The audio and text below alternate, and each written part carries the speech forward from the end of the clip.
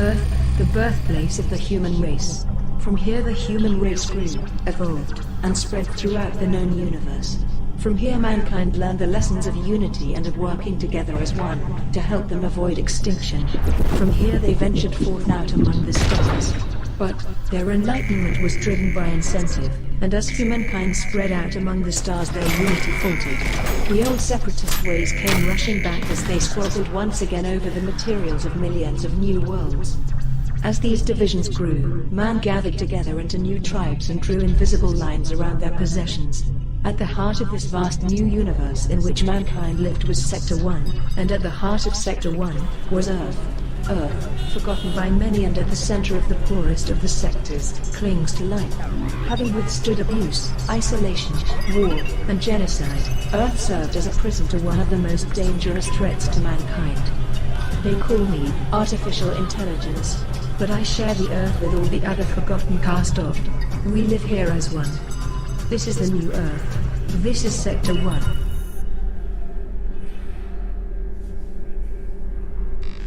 It's the Animaniacs. It's the Warner Brothers and the Warner Sister dot.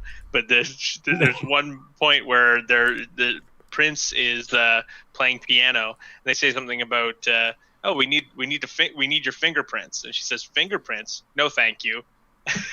And yeah, I see that one. I remember as a kid being like, "I don't get that. Don't get the joke." But watching it as an adult, you're like, "Oh, wow, that is." And that's how we open up today's show with a good old recount of Animaniacs. Hi, everybody. How you doing?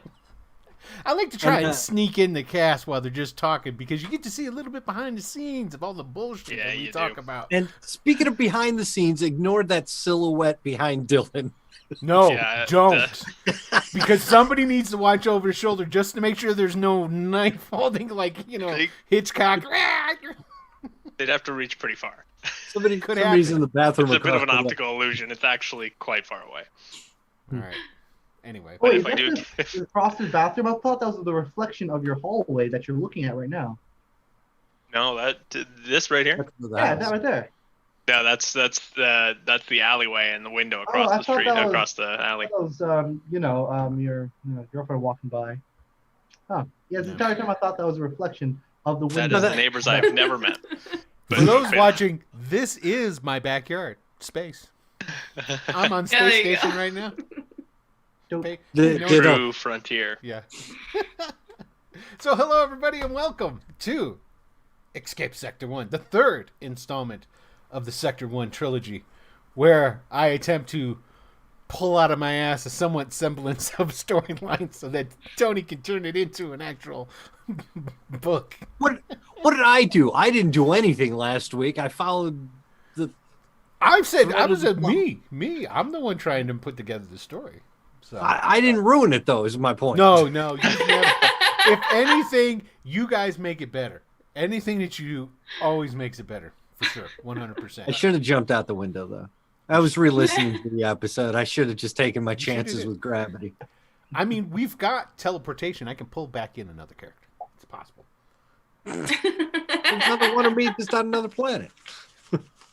We had Lee Kim, you missed it. There was a spaceship in the last episode. Oh, no, the episode before last. But Egg is getting the ship from the last ship. One of the last. Here's the thing. What's the name of the spaceship? What'd you guys name the spaceship? I got it right here. It's the Wombat, Solar Wombat. The Solar Wombat. The Solar Wombat. I wrote it down. It's under my wine bottle. Amazing. All right, everybody. I'm Will DM. I am the game master for this here game. We're playing the Wicked D6. We are play testing these rules. I'll refine them a little bit more, and then maybe in the near future we'll do another game with the rule set. But let's introduce this fabulous cast. And Grace, since you're looking so innocent, why don't we start with you? I'm Grace the Innocent. I'm playing Emrix, who is not so innocent. And yeah, she's trying to spread AI throughout the galaxy. She's a techno-terrorist. That's the official term. She doesn't like calling herself that. That's okay. I will. And Grace, are you home? Are we going to get a Moose cameo? Moose is here. She is here, but I am not at home.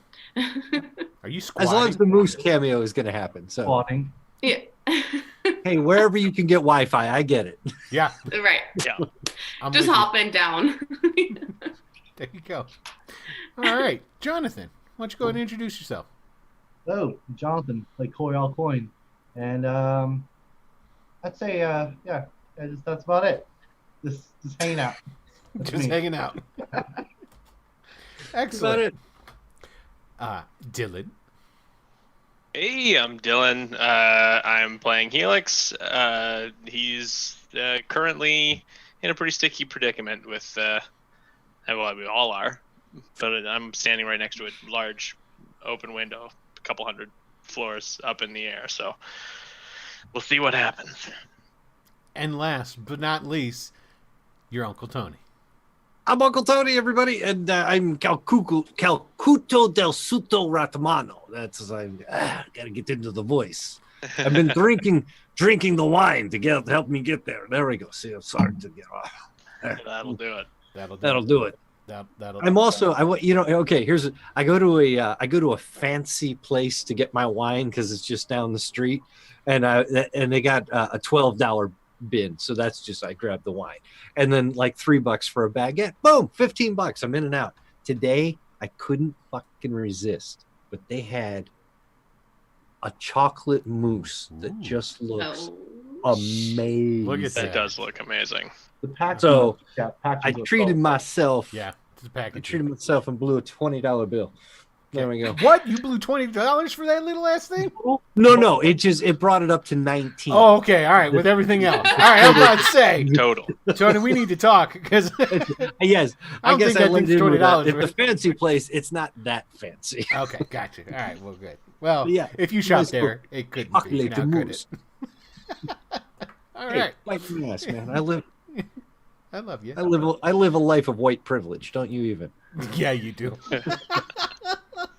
I'm not going to take that joke. No. Anyway, so all right, let's. I acknowledge it. Anyway, How So dare you? BLM, man.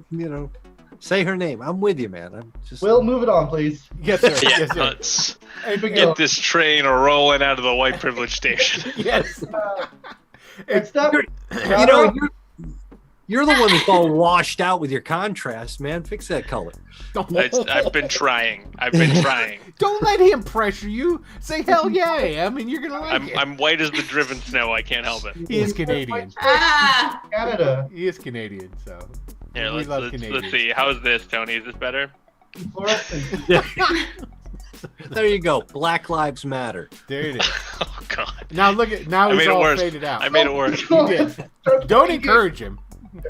Anyway, Tim, we're using actually the Wicked D6 rules. I'm playtesting these, and it's I'll say bastardization instead of a modification of the open D6 rules, the ones that West End Games used to use.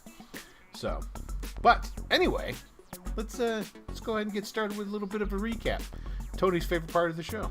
Oh God, I'll be back in a minute. 20 minutes, whenever it's done. There you go.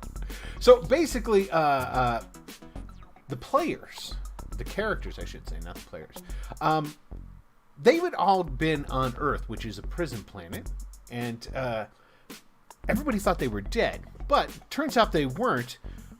But only their bodies were dead. The digital stacks that keep their egos intact, or the processing unit, in the case of Helix, who was a robot to begin with, were all able to be salvaged and put into new spanking bodies by a group called the Mechanoid Union. And what the Mechanoid Union wanted in exchange for this was just for them to go out into space and to get the digital stacks from a particular lady by the name of Sarah Hamilton. Now, turns out Sarah Hamilton was the lead engineer on the force field, and then Jonathan's going to go too. I'm so tempted. You should go now. Hurry, go get something. You hang out with them. I'll be right back. Okay, I've got I'll- the mic on. I can hear you. I can Okay, talk. cool. That's awesome, guys. So anyway, Sir Hamill was the lead engineer on designing the force field in prisons, Earth, because it's a prison planet. So they wanted him to go and get these digital stacks so they could try and get some information that would help them to override, get past, so forth and so on. The only problem, turns out, is that, well, there's 3 Sarah Hamiltons out there, and they don't know which one really is the one they're looking for, because so many records were lost during the Sector Wars. So they find the first one on their list, which is Sarah Hamilton. What was Proximus Centauri? Proximus Centauri. Yeah, Proximus Centauri was the planet they went to, and this Sarah Hamilton happens to be the head of security on this planet. She is the Supreme Director of Security? Yeah. So they infiltrate by posing as the cleaning crew, are able to infiltrate the massive skyscraper where her offices are.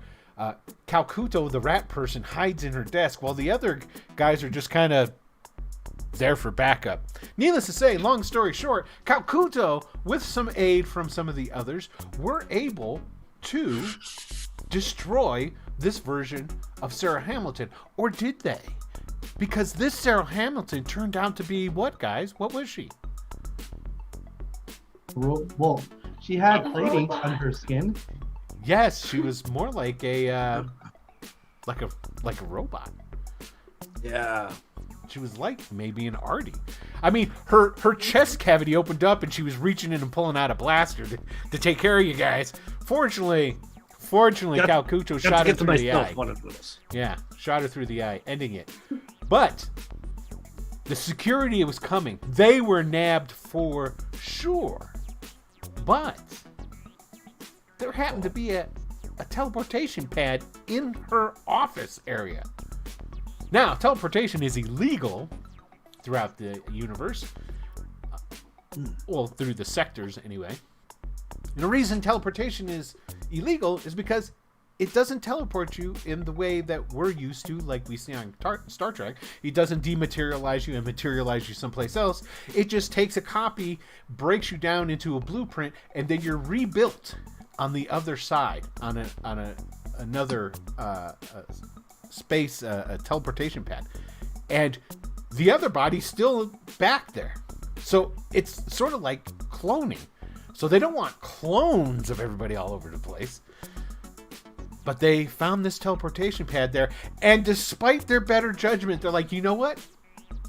We're going to go ahead and we're going to teleport away, which they did. And as far as they know, a bunch of security guards came running in with blasters and shot their original bodies that were still back in the security offices on the platform to smithereens. Or did they? Well, as a matter of fact, answering the question in the chat, Yes, there is copy degeneration as well. a copy of a copy is... Yes, they have to keep track of every time that they teleport. So, and something else. Now, Calcuto, he's all beef, no tech. This is the term that we go by. He's the only one that doesn't have any cybernetics in him. The others, Corial Coin and Emmerich, were originally humans. But when they were remade, they were put into high-tech arty bodies, artificial intelligent robots with a synthetic skin sleeve, aka just like the Terminus. Because I can't really say that name, really. But, you know, there's a movie. I think John Carpenter directed, or who's the guy who directed the first one? Anyway, you know what I'm talking about. Arnold Schwarzenegger played one of those types. So, they teleported. There was a different number of destinations on this telepad that was in the office. And where did you guys end up go? And yes, they are combat chassis. I don't know. It seems like the worst possible place we could have picked. Went to SyFy, a military planet. Exactly. The gun runners of Sector 1 themselves. Yep. The elite gun dealers of the Prosex and anybody else who can afford their services, SyFy. And that's where we left off. You guys had just appeared, teleported onto what appeared to be essentially was like a big old pyramid with the top chopped off. And all around you were all kinds of, like, you could see battleships flying in space up above you. There were, like, different types of flying gunships and things being transported here and there and about. It's a very busy place, very Coruscant-esque. And so, hey, Rigger, how's it going, man? And when they showed up, there was a bunch of guys with guns there. And that's where we're going to pick back up. Right there. So you guys, anytime you teleport, there's like a couple of split seconds afterwards where you're kind of woozy for a second as your molecules finish sinking together and solidify. And as you shake your head and shake it off, you see that there's a bunch of guys all around you with their guns. Ah, good. I'm glad you're all here. Put your hands up. Yes. What are you doing? Who are you? Yeah, What do you mean? Maybe it's a bad idea. Yeah. Second thoughts. Second thoughts. No, the wrong button is what I'm thinking. Just sort of hits different place. Put your hands up. Put your hands up. What Hands the? Is everybody putting their hands up? Yeah. Now don't forget, Corey, your hand is all bloody and kind of mangled up. That's right. Yeah. Stripped to the bone from punching that robot. Slicing it. Putting your hand through the robot's digital display face. Well, I think we're just going to wait until whoever's in charge of this firing squad says something. Okay, so everybody puts your hands up, and as you put your hands up, and goes, all right, Bobby, get over there and pat him down. And one of the guys peels off. Now, there's like 10 of these guys around you. One of them puts his gun down to his side, comes up, and first one he's going to frisk, he's going to frisk Emmerich's. You don't have any weapons on you, do you? No. No, because I gave them all at the front. When you guys were infiltrating the security place, at the last place you're at. That's right. But you do have your comm pad, correct? Yeah. Yeah, he takes that. This one's... Hold on. Got to do my thing. This one's clean. All that he's got is this here comm pad. And then he takes that and, like, sticks it into one of his many pockets on his suit there. And he goes over and he pats down I would Corey. like to make sure that I say she'd have that locked down. If they did 2 password attempts, it'd be wiped. Okay. Yeah. No. Yeah. All right. Yeah. Tech lady, we got it. That's good. Yeah. Next, he goes over and he pats down Corey. Corey, you have no weapons, correct? None. This one's got a really bad wound. And he goes, of course, I can see that, you idiot. Yeah. And then he goes over and he pats down Helix. Helix has no weapons. They are confiscating your comm pads off of all of you. He saves for last, of course, the rat. Look, I'm going to make this real easy for you. I'm going to take out that holdout blaster, and I'll just hold it by 2 fingers and be like, you can have it if you want it, because it's been places. But to the rest of you, I've got money. I need weapons and transportation. So the security guard, the security guy, he comes over. He takes the gun away from you. Now they've got full combat gears, like they got a full helmet. You know, it's sort of like a darker gray and blue armored, sort of like stormtrooper-esque sort of dealio. So he grabs it. When he grabs it away from you, he's like, "Boss, this thing's covered in shit." And so, like, he's just kind of like holding it up, and then he just frisks Calcuto with one hand. Now, Calcuto, do you have a compad? No, I think we decided I didn't bring it because, why would I need it in the middle of exactly? That's what I thought. Okay, so they just take your small blaster, and then he goes, That's it, boss. No, just this one. Hold up, blaster. It's like, It's been held out too. and then the guy who's talking to you, he like puts his hand up to his ear. You know how that universal sign for somebody's talking to you. So you put your hand up to your ear, and then you like look away for a second. Like that's gonna help you hear better. So he does this. And he goes, yeah. No. Okay. Yeah. So that's that. Oh yeah. Are you sure? Okay. All right. Okay. If you could follow us, please, we're going to take you to some accommodations. I'm sorry for the misunderstanding. And they all put their guns down. And not just like they like swing them around on the strap behind him. What are the chances that with my acute hearing, I believe, I could? No, it's just keen smell. No, I've got acute hearing too. You want to hear what was being said inside the helmet? Of the conversation? I'm just wondering. You know what? It's possible. Here, let's hold on 1 second. I gotta bring up the old. Are we gonna do our fate rolls? Yes. yes. Thank you for we need to do that. We need to do that. Oh yeah. Okay. So first things first. Let's go ahead and do the fate rolls. And for D4, yeah. Yeah. So at the beginning of every game with this rule set, the characters all receive. There you go. The characters all receive hero points at the end of a game. That's essentially what they get for experience. Now, if we were playing a campaign style where this continued on, your hero points also would be what you would use to increase your character's level in different things. But since we're not doing that, they don't have that worry. So essentially what they have is they roll, and we do it at the beginning of the game. So now, Corey, you've got 2 hero points that you gained from last session. Grace got 3. Uncle Tony got 4, and it looks like Dylan got 4. Okay. I got 4, yeah. I just forgot to turn off the explosion. Oh, that's all right. So here's the thing. This is how this works. Now, they each have what are called personal hero points, which are hero points that they have for themselves. You can spend a max of 2 hero points on a roll, and hero points can do a number of different things. They can increase or lower the difficulty of your opponent. It can lower the difficulty of your roll. You can use hero points to suck damage up so that you don't get so much damage.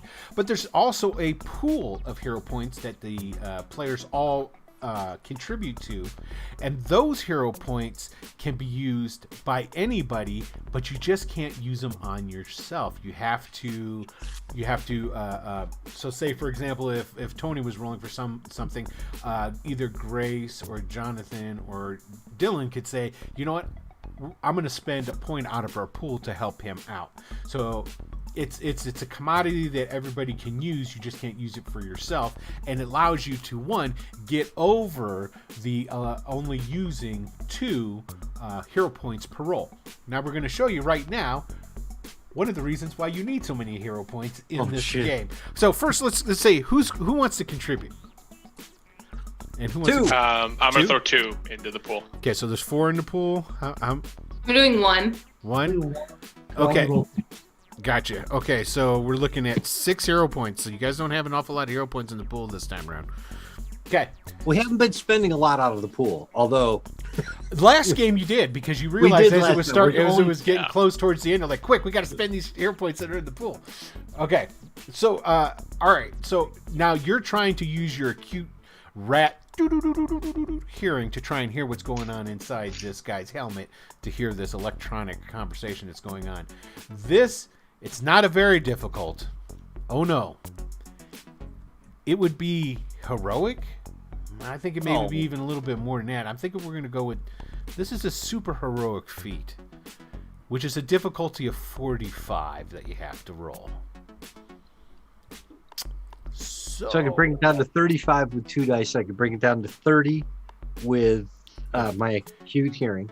With your acute And then I hearing have takes to it down. roll- Yep. And I got to roll which?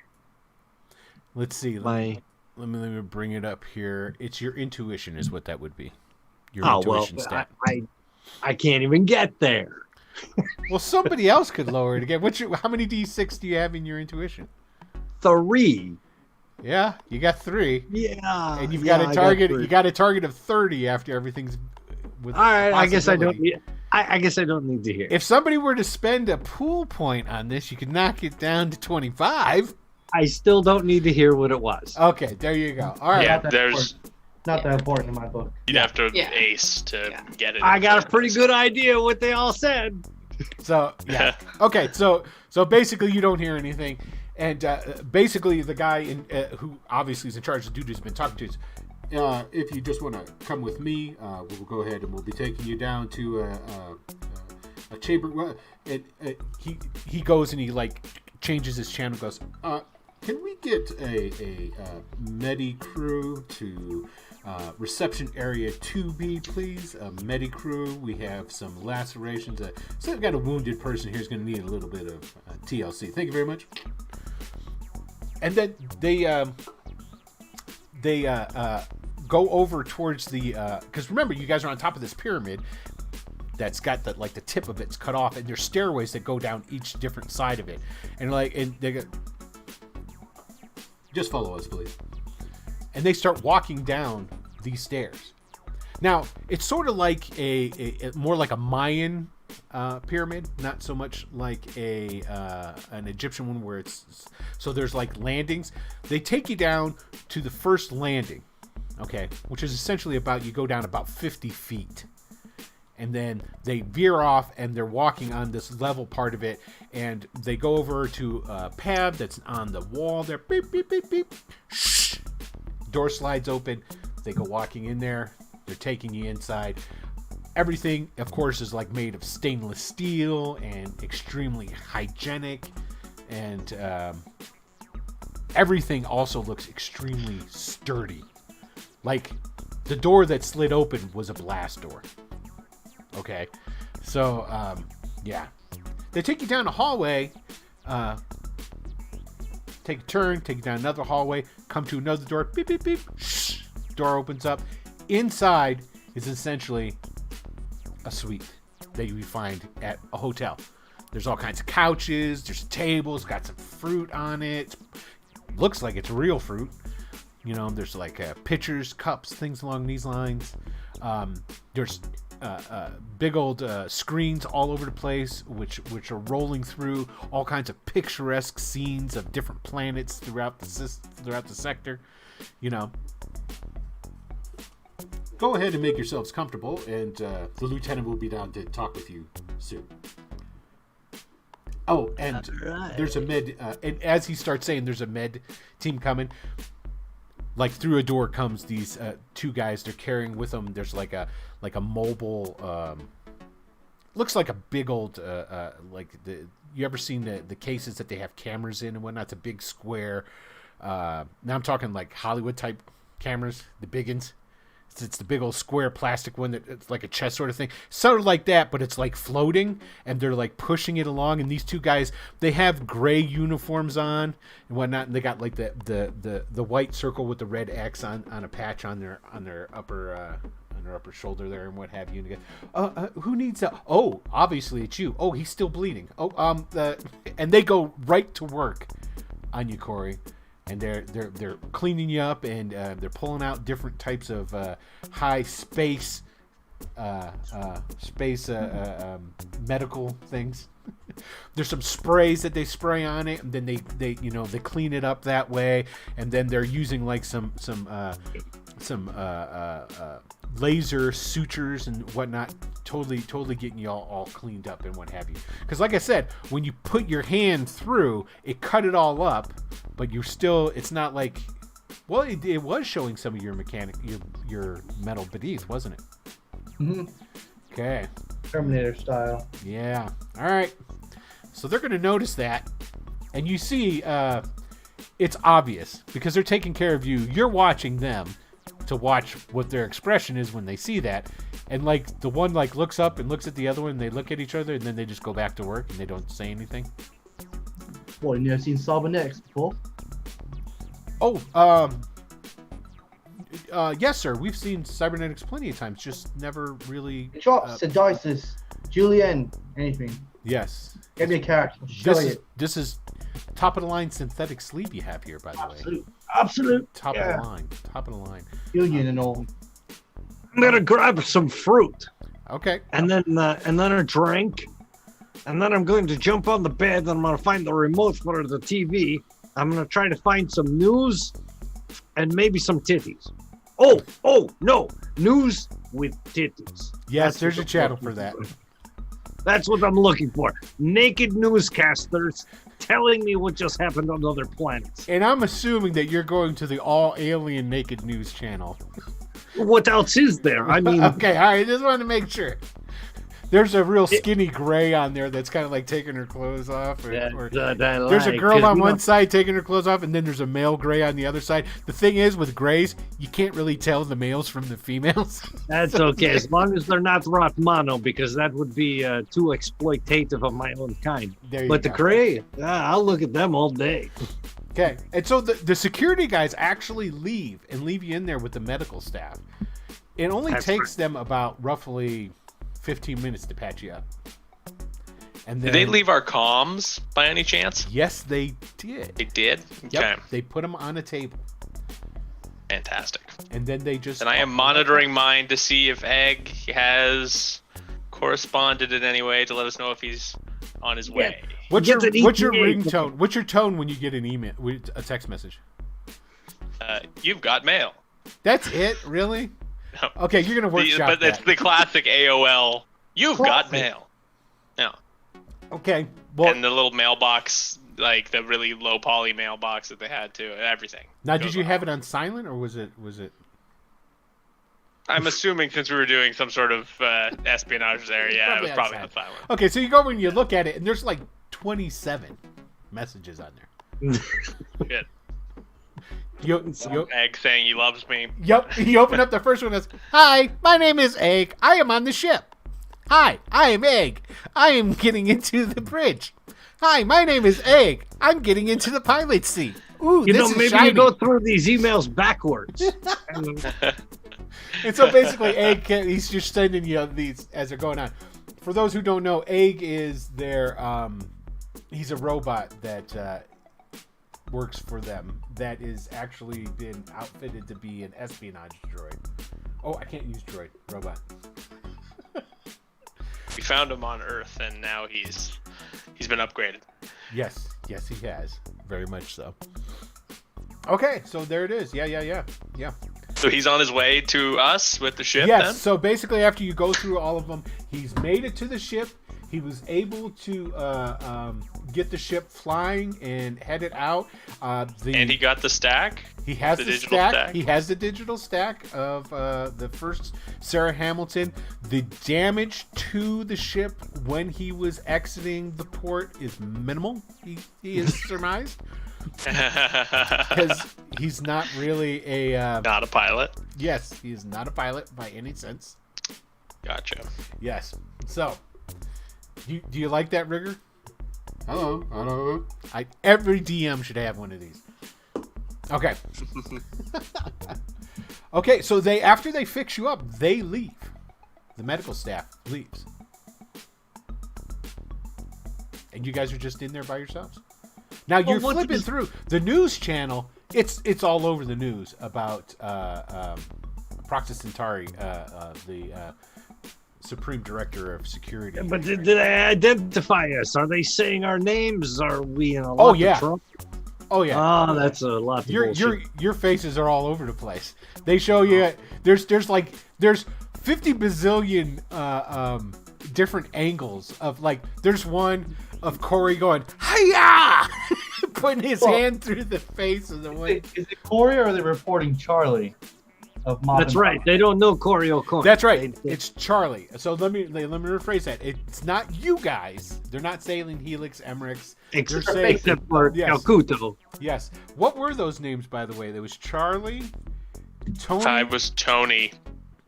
Charlie, Tony Rigatoni. You're making fun of me. Tony Rigatoni, specifically. Emily, and who was Doug? Yeah, Emily. Well, I don't know. I was Doug. Were you Doug? Yeah. Yeah, you were Doug. But don't tell me they're calling me Doug. Yeah, they're calling you Doug. I'm the infamous Calcuto del Suto Ratmano. They Well, don't call me dog. All rat people look alike.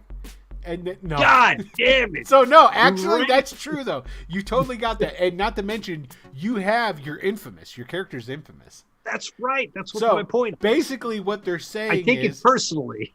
yeah, Calcuto's the only one that they are naming by name. Thank you. That's all I want. Yeah. Hey, everybody, I know why we got this suite for free. They're going to turn us in. We're in a lot of trouble. Yeah. Nobody? Well, All right, you drink up. I are you sure? don't know what else to do. Yeah, to be fair, we're quite far away, and where else are we to go? I don't know, but we're probably a lot more stories closer to the ground than we were in the last building. So maybe out the window again. Make a run for it, and where? I don't know where we are.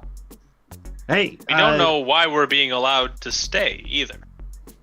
But Yeah. I think they're going to double cross us and try to turn us in for the reward. It's bad, yeah, man, it's bad.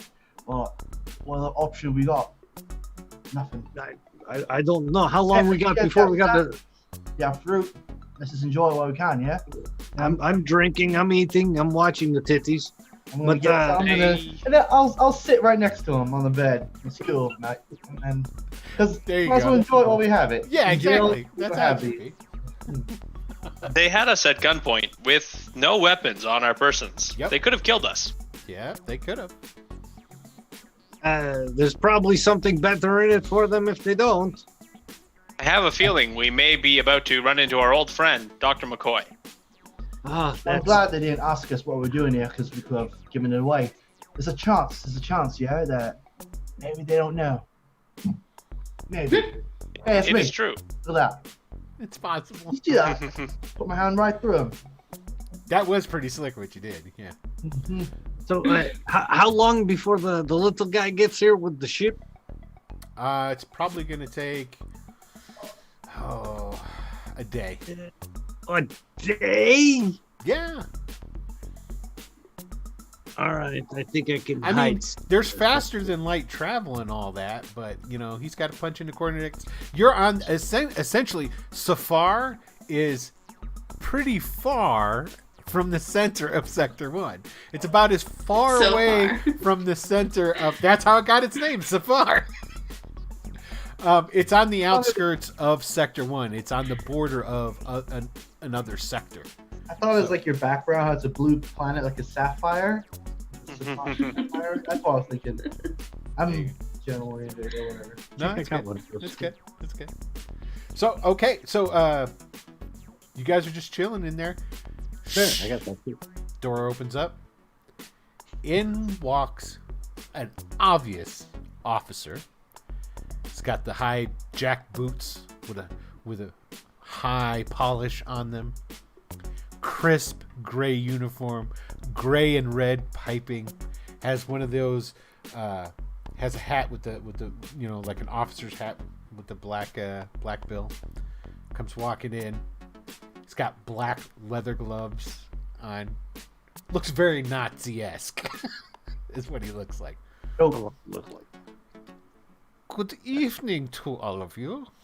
How are you doing? we're all right. It's comfy. I'm going to be stretched out on the bed, but I'm already thinking of ways to pickpocket him. All right. Now he comes in. There's nobody else with him. Good. He does have a blaster pistol, which is holstered, Not for long. and he's got his hands behind his back. He goes, I am Herr Lieutenant Hans. I am your representative to the Safarian command. I've been sent to and see what I can do for you. You have any needs or anything along these lines I can help you with? I'll stand up and present my hand. Oh, nice to meet you, representative. He'll shake it. Yes. I was ordered to make sure that to ensure that you have everything that you need. May I ask why? Because I was ordered to do so. By my commander, my superiors. Were you given no information? Unfortunately, that's not the way it works around here. I am ordered to do something, and I do it. So, This sounds familiar. does it now? Yes, people just following orders. It's historically quite common. I really want to pickpocket this guy now. You're sounding a little bit like an arty. And he stares at you That- pretty I'm going closely. to come over there And he digs into his breast pocket. Ew! Ew! And ew, boo, Ugh! boo. Ugh! Ew! William, lick her face. No, don't do that, Ed. Second thought. Gross. We don't want that. For inner ears, he can't hear us. Yeah. But ew! This is a family show. Shame on An you. R-rated You family your show. macaronis. Eat your Where Tony macaroni. There you keeps go. gun in his Aw. butt. Aw, how cute. Look, oh, Grace is so red right now. That's awesome. Shame. He reaches into his breast pocket and he pulls out a mini compad. Yes, it appears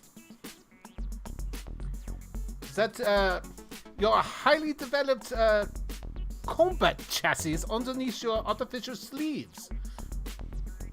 Before we continue, you still have like the jive jazz music going on? That was supposed to be happening? No, let's change it. That's the nothing's going on music. Yeah, let's get some different music in here. Yeah. Or none while this is like a No. talking You're. shop. I 100% agree with you. Let's get rid of that because that's the when nothing's going on music. Yeah, it's This affecting is the ambiance. Plus, once we start beating up this Nazi with Well, then I'll. some better music. If you're gonna start beating up the Nazi, we're gonna go to the combat music. Yeah. Hold on, I want to try. Let's try this music. I think. This Okay, is it's better. just we need to stay out of everybody's way for about the day until our ship shows up, and then we get the fuck out of here, right? Well, hold on. You're telling us that you noticed our work, is that right? Yes, your chassis are quite remarkable. Where did they come from? Trust me, if I knew, I couldn't tell you. Don't worry about it. Made in China, I think. But That one's real. Hold though. on. Look at that. Was that you? Yeah, they call us Tim. Thank you, Tim, for the cheer for 100. Woohoo! Thanks. Every 500, you guys get a hero point. You're 400 closer now. Don't get in a fight with everybody on the planet. That'd probably be a bad idea. can I pickpocket him? So you getting off the bed and you're starting to go over towards him? I'm gonna walk over to him and I'm gonna say, Okay. "Look, in Jack Boots Gestapo, what we need is Ken Burns' Pardon me? What did you just call me? I said we need Ken Burns' baseball documentary, and we need to watch the entire thing, and we're not to be disturbed until it's over. That'll buy us a whole I am day partial across- to the one on the Dust Bowl. I don't know And what that's how you're they do talking it with about, the but and your sleeves are quite remarkable. I don't think I've ever seen ones that passed for quite as human as these. All right, so we're gonna make these rolls. All right, let's do it. Okay, so first of all, what are you gonna try and pickpocket? He's got his blaster. He's holding his compad. No. You're gonna try and get in, Something- try and see if he's got a wallet. A wallet with or inside the breast pocket, something like that. You know, whatever I need to do to create Can a I, look. Okay, can I distract him with fast talk? You totally can. You As I totally help can. Okay, And so, I'm gonna put my outlaw to the test. So basically, this is how this is going to work. Hold on, let me pull it up. This guy doesn't have a prayer. Okay, he's going to I'm have gonna to kick roll. his pants by the time it's over. He's going to have to roll his awareness. Okay, his intuition. I mean. So what you need to do is go ahead and we need to make a fast talk roll. So essentially, fast talk would go off of intuition. And so go ahead and you have to make that roll. You have to get 10 or better. If you do that, Holy shit! I was You got 4 wasn't gonna worry explosions about in there. Okay, so you got a 39. No problem. He's totally like he's trying to keep up with what the hell you're saying. Yeah. Because whenever he turned away to like look down or look over, because I assume Calcuto is trying to get the flank. I'm Yes. just gonna grab attention some more and like, do all that. coming after him. Okay, so he's going to have a +5. +5. No, I'm sorry, -5 to his roll. -5. Okay. Yes. That's... Because all right, let's see here. Here we go. I'm gonna use full points for Calcuto's roll.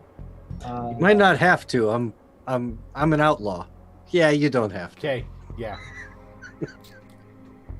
I really want to see what's He's in got there. an 8. So I'm pretty sure he's going to beat that 8.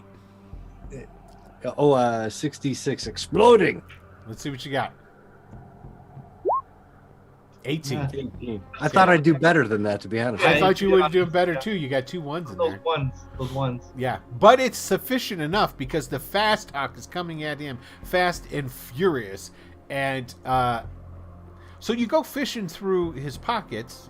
There's a ball of string, some chewing gum. And, I'm looking for ID, control card, or orders. There's a control card in there. Something that bops through the doors. Yep, for the doors. All right, I'll take that. There's one of those in there. There's a data stick Oh, I'll definitely. and a take- credit stick. Whoa, I thought they're different things. Yeah, I'll data take them both. They Like- look similar, but data stick is essentially like a mini Does he have to computer. choose, or does he get all 3 of those? No, he's got to choose what he's pulling out. Yeah, you do. Oh well, Yeah, I'm taking. you do. Hard choices. I'm taking the credit stick. Okay, so you got the credit stick out.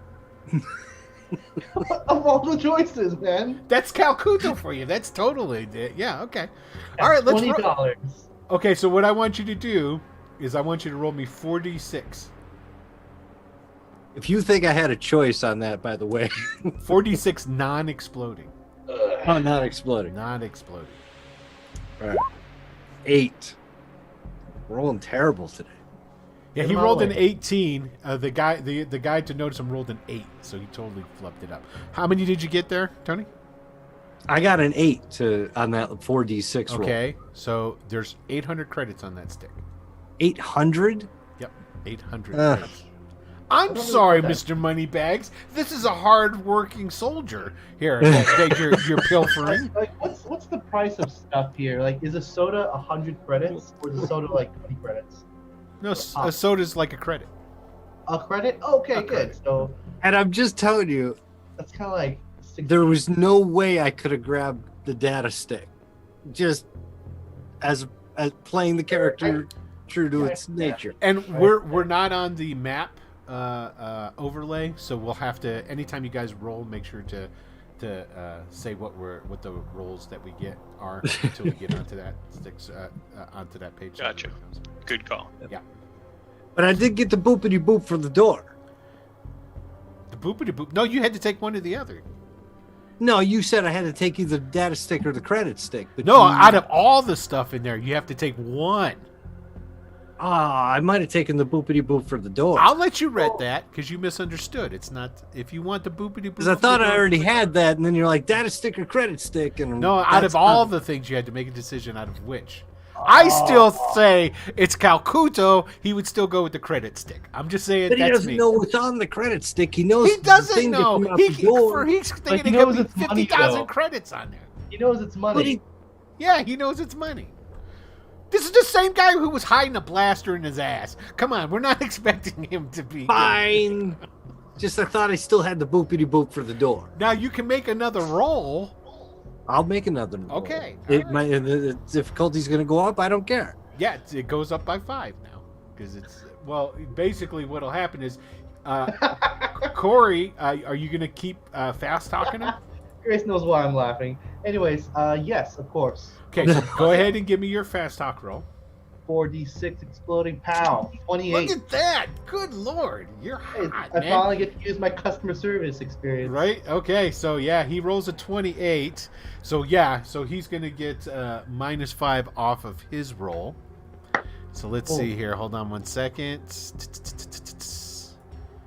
Oh jeez, he's got a 6. Oh, yeah. Okay, so now because you're doing it again, you -5 off of your roll is how this is worked because it's contested. It's not against a static number. So roll and then -5 and hope you get over 6. 22, not a problem. Okay. Okay. You take the boopity boop this time? Yes, I'll take the boopity boop for the door this time. That's Okay. good. I think we played this right. Okay. And the you got it. most. Should I try to go back for the data stick? I'm gonna say, well, thank you, Hans. That'll be all for me. And I'm gonna walk away after I give him the look like I had to bullshit another story for you. I'm done. Yeah. So if he wants to, you're doing it without. So my wait, help. if he's not bullshitting, it goes up by 5. If No, I it goes up try by to- 10 What? Why? because Because this would be the.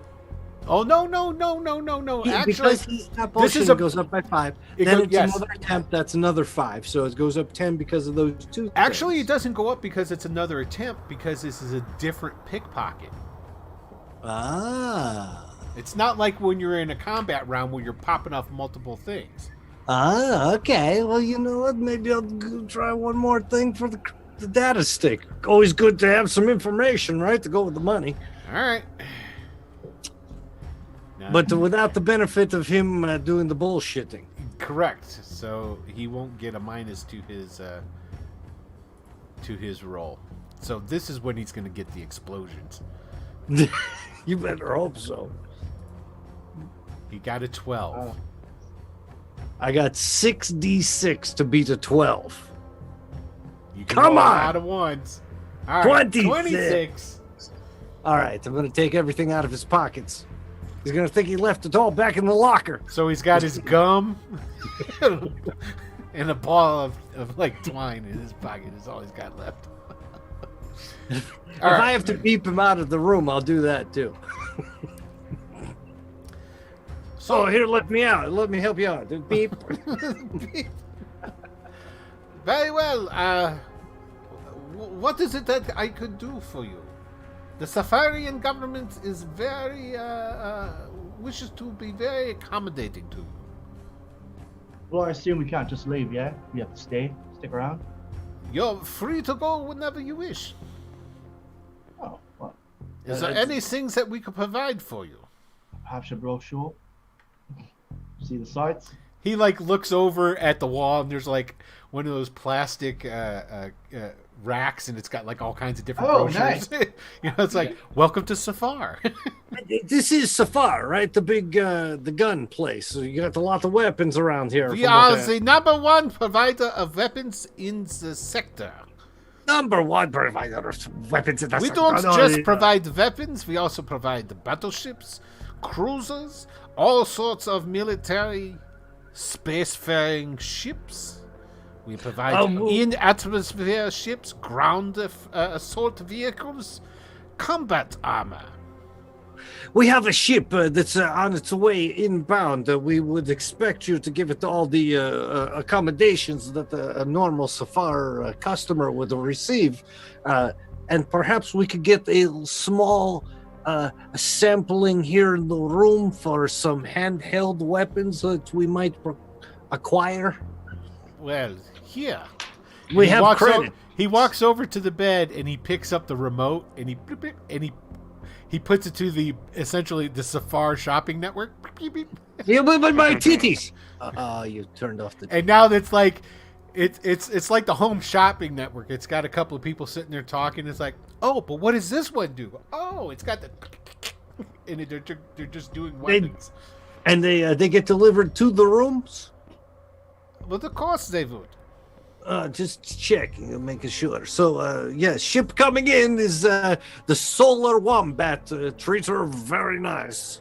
So you wish to remain our guests for a day then, until your I ship think arrives? that maybe we should definitely check out the accommodations you're providing, considering your hospitality. Very well. Your friends here seem to be very quiet. Yeah, we've been through a lot, as you can tell.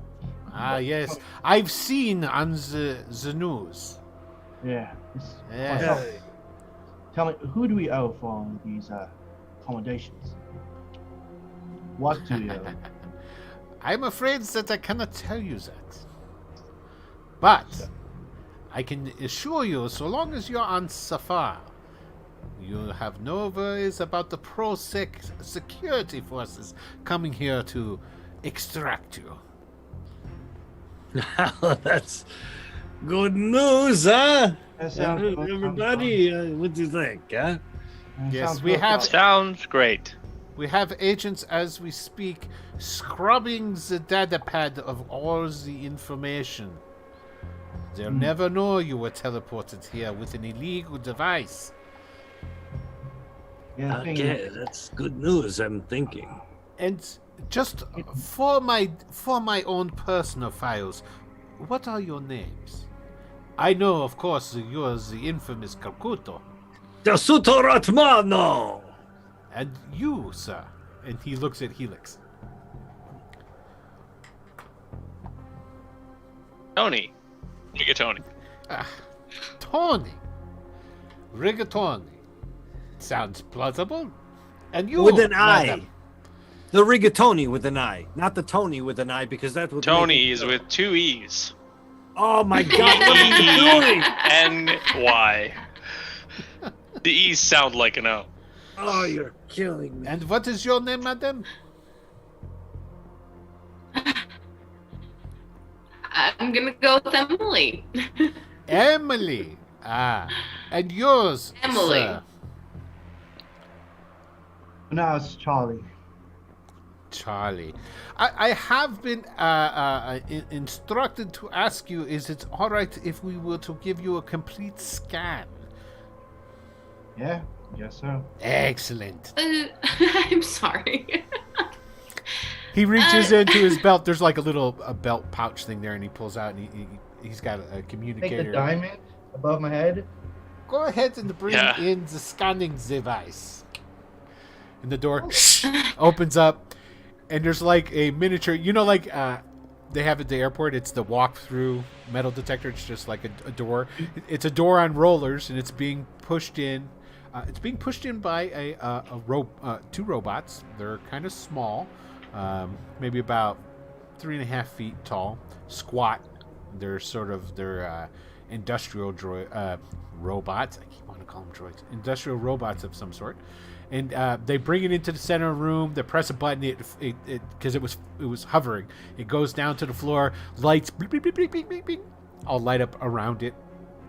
And they step back and goes, all you have to do is just walk through the machines there. Yeah, I'll walk through. Easy peasy. Okay, as you walk through, there's like a and the lights like all dance and do all kinds of different stuff. Oh, we got something. Oh, 1, 2, 3, 4. You all 400. just yep. You guys all got a hero point. Go ahead and mark out your personal hero points. You all have them. Thanks, guys. Yeah. Thank you, Tim. I'm Yeah, sure thanks, they're going Tim. to appreciate it because there's no way they're going to get into a firefight with a bunch of Nazis. Yeah, we Space just Nazis. teleported out of robot land. Yeah, fucking the Third Reich here on Safar. Right then on. The- Is that Just it? for the record, if they're scanning everybody, I take off my pants before I walk through. Okay. I asked Hans if that's it for me. Yes, that's all. And Right. Tony and Emily, if you don't mind, could you please walk Actually, through the no. scanning We're device? gonna hold on them. Consider me one of good faith until we meet this unspoken beneficiary.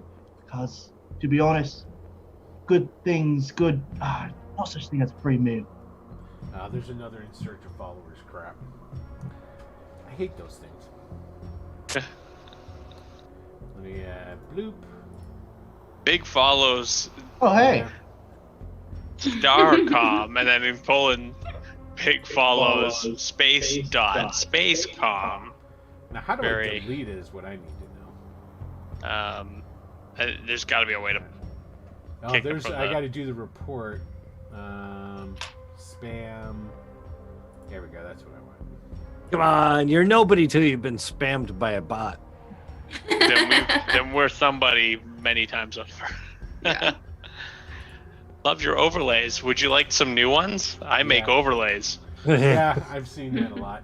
Those guys are not reliable. I'm just You're totally correct. But Okay. somehow you think I'm reliable? Yeah, you're totally reliable, man. I'm reliable as long as you don't mind getting it the day before the show starts. Right? So true. So true. Okay, so all right, I took care of that. So yeah, basically, I want to be a sign of good faith, but he doesn't get to scan the rest of us until we figure out why we're being until at least we meet this hidden beneficiary, or we really see the real price of our security. That's what I'm trying to get across. I completely understand. Of course, of course. Calcutta, there's no need for you to walk through the scanner. But I want to. He already has his pants off, don't he? Show you everything I've got. Okay. Well, all right. So he lets you walk through, and then the droids, take it out and goes, well, is there anything else I could do for you at the moment? I believe the rat would like some more pornography. And that Ken Burns documentary on baseball. It's all on They go together, believe it or not. Yes, it's you, just right there. You're good. I can't get it on like VHS like some cool hipster in Canada? I don't know what the hell VHS is, so no. Well, if there's nothing else that I could do for you at the moment, feel free to call when you need anything. And he points towards the wall, and there's a little bloop compad up there. Well, not a compad, but a call box. Awesome. Yeah.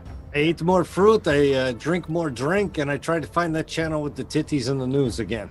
Okay. So he leaves. So it's basically what you guys gonna do is you're just gonna hang there for the day until Egg gets there with the ship. Or they trap us. Well, one or the other is going to come first. And we will definitely be purchasing some weapons, I believe. Yeah. Then we got the home shopping channel for it. It's right here. Basically, I'm just going to purchase the same weapons I had before. Again? Yeah. Okay. Like a stun rifle and stun knuckles. Okay. All right. You can get those. That's not a problem. I'm still wearing my impact vest because that came with me, right? Correct. You're still dressed as a security officer from the Alpha Centauri. No, what was it? Not Alpha Centauri. What was the name of the planet again? Proxima. Proxima. Yeah, Proxima Centauri. So yeah, you're still dressed as a security officer. So I spent $1,700 last time, and I'm fine spending that again. But I only recouped $800 by pickpocketing that guy. It's true. Terrible. This is an unfair game. Basically, it's totally unfair. Basically, what it has is you can enter in with the remote control your data stick, your credit stick information, so you can just pay online and they'll just deliver it to the room. I'm gonna have to. Well, how fast is shipping? Are we talking a day? Oh, within the hour. Space Amazon. Yeah. Space delivery. You're here at the manufacturer, so they'll have it to you within the hour. Space delivery.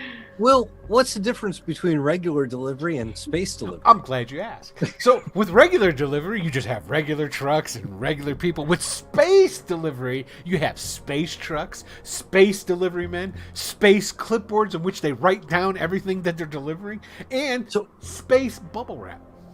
So everything is faster, better. Of course. And the products are worse. Oh no, way better. Delivery's great, the products suck. No, the products are awesome. Until the warranty runs out, then they break like that. And then they break like that. There you go. Oh shit! I gotta do. Okay, math. so see, he leaves. You guys can get basically you can get refit yourselves out. It'll essentially cost you the same amount as it did before. I'll give you. All I want to do is buy a heavy blaster. That's all I want. Okay, so I think that's. Then the last time I said was 300 credits for a heavy blaster, correct? I got this written somewhere. I think so. That sounds about right. I'll go heavy blaster as well. Okay. Yeah, and they'll get delivered to you within an hour. So they obviously have no problems with outfitting you with weaponry here. Strange. Yep. Okay, so if you're not going to do anything else, it's a Ken Burns marathon and hanging out in a lap of luxury for a day. Awesome. Like recovering, yeah. Yep. Okay. Sounds good to me. So you basically wait the next day, so forth, and then a space servant brings, a robot servant brings in your breakfast for you and whatnot, and basically as it's bringing in its. Are we like a hotel sort of situation where there are other rooms on this floor? You don't know. You're gonna go out into the hallway and try and take a look around. I've got the little boopity-boop for the door. I want to make sure it works at least. Yeah, you go up to the door and you don't even have to like put the boopity boop to the door at all. It just it opens up. And if you want to test it, if anybody else, that's the what I'm card saying. or because of me? Well, that's what I'm saying. Do you want to test that theory? And then you can leave the boopity boop someplace else, and the door it opens up anyway. What? This isn't answering any of my questions. Is there another door across the hall? There is another door in the hallway. I'll try to open that one. It opens up. It's a closet. It's a cleaning closet. But there's another door further down. I'll go to that one. Opens up. It's a room very similar to yours, although empty. I'll stay there for a little while. Okay. When you walk into this room, all those monitors, which are currently blank, pop on. Bloop, bloop, bloop, bloop, bloop, bloop. A slightly metallic voice comes over an intercom. Is there anything I can have brought to your room?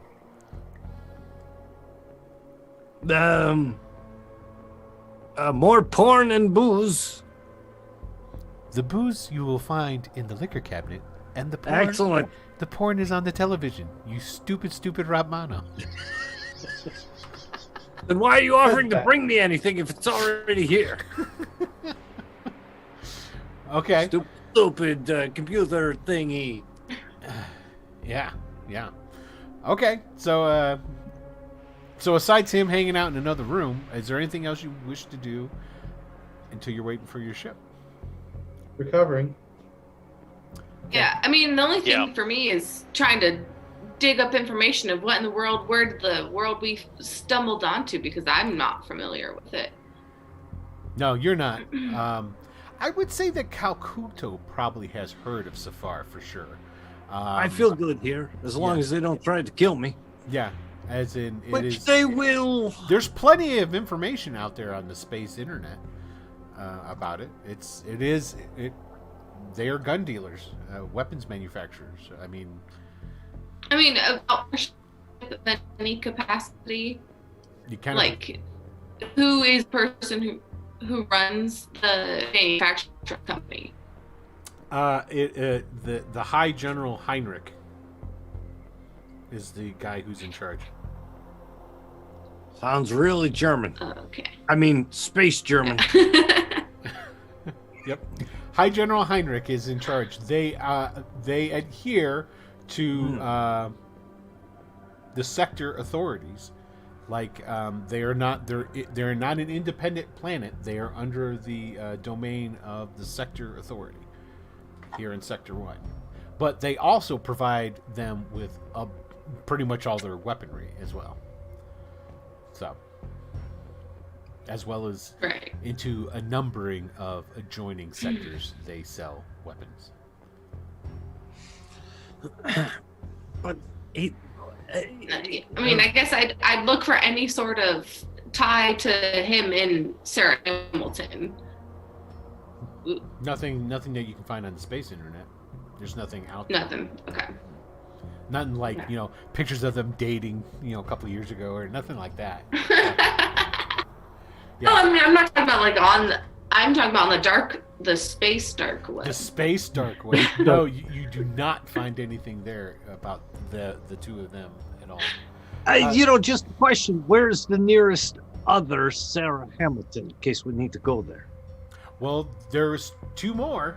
So where's the nearest you guys one? took out Sarah Hamilton number 2.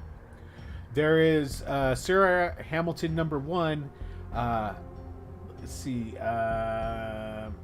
That's the one that actually, that one's pretty far away because Sarah Hamilton 1 is on Titan, the actual moon, Titan, and is owns a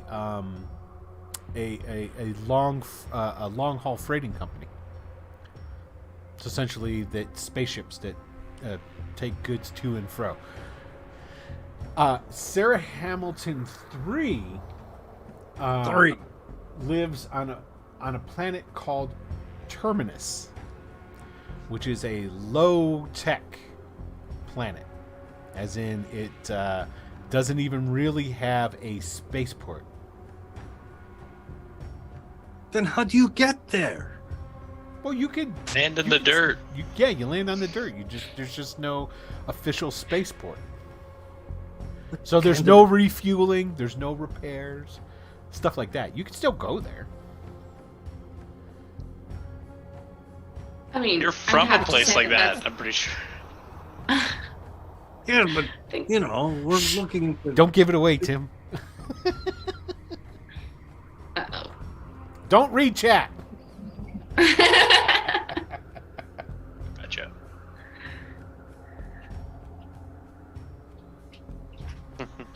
All right, I'm just gonna wait to be ambushed. Now, Terminus is much closer than Titan, because you have to go back to the center of the sector to get to Titan.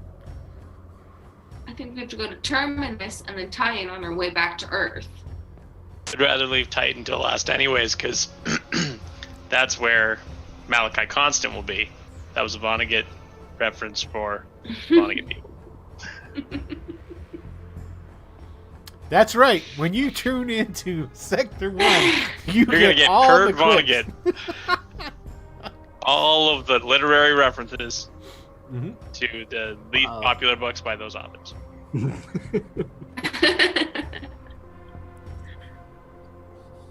Okay, so I think we're planning our way over to Terminus now that we've suited up and everything, right? okay. Sounds like a winner to me. Okay, so basically the day goes by. It's the next morning, and like I was saying, they're going to be wheeling in that the chow wagon with your breakfast on it. Now, is Calcuto back by that time? Yes, and definitely ashamed of his Yankee fandom for all those years when they were definitely a racist team. It's good, though, that they changed their ways in the 70s. Great to see their success throughout the 80s and 90s. It's a shame what happened in 2001. That's what I'm saying. Bro, I don't know what you're talking about. I'm going through the history of Yankee baseball, goddammit. Okay. From Vonnegut to the Yankees, we are exactly checking all of the youthful boxes for everything. Twitch. Everything you could want is right there. Okay. We watched the whole thing. I figured. So the ship. Was I the only one paying attention? You get, of course, you get that. You've got mail. You've got mail. You've got mail. You've got mail. You've got mail. You've got mail. He's 5 minutes away. He's 3 minutes away. I pressed the button to initiate landing. The button has turned red. I'm pretty sure, yes, according to the manual, that is correct. He's giving you that blow by blow as that goes on. So there's a service droid brings in a table full of breakfast and things along. Damn it, I call him droid again. Service robot brings in the breakfast, along with your guy's favorite, Lieutenant Hans is there, and he goes, "Good morning, Hans, Bubby." Oh. I got it. I got it. Calling it. I got it. So glad that you all seem to be very well rested. Yes. Your ship is in the process of landing as we speak. Would you like us to run it through a complete diagnosis and repair routine? Oh, I think we probably need that. There appears to be a little bit of damage from a collision that it seems to have had. That makes sense. It is being driven by an egg. Interesting. That would explain the communications we've had with the ship as it has been coming into port. Yes, he is driving me crazy. Crazier. You've got mail. You've got mail. You've got mail. You've got mail. Teleportation has also made me feel crazier than usual. Excellent. Very well. We shall go ahead and run it through a full diagnostics and repair routine, and then we will come and let you know when it is completed. Does that sound fair? Is there anything else that we could do for you? I could use some new clothes. Very well. What would you like? I'm thinking a leather jacket. We have those. Unfortunately, all the clothes that we have here on SyFy are military uniforms, but we could give you a military leather jacket. No problem. No, thank you. I don't want to look like a Nazi. I don't understand what you're talking about. We are not Nazis. Different Ken Burns documentary. Ah, yes. Very well. Enjoy your breakfast, and it's been nice having you here. Oh, by the way, have you reconsidered? Could we scan the other two? It's up to them. We I would mean, most we haven't gotten the appreciate- information that we wanted. Oh, I'm sorry. What was the information you were looking for?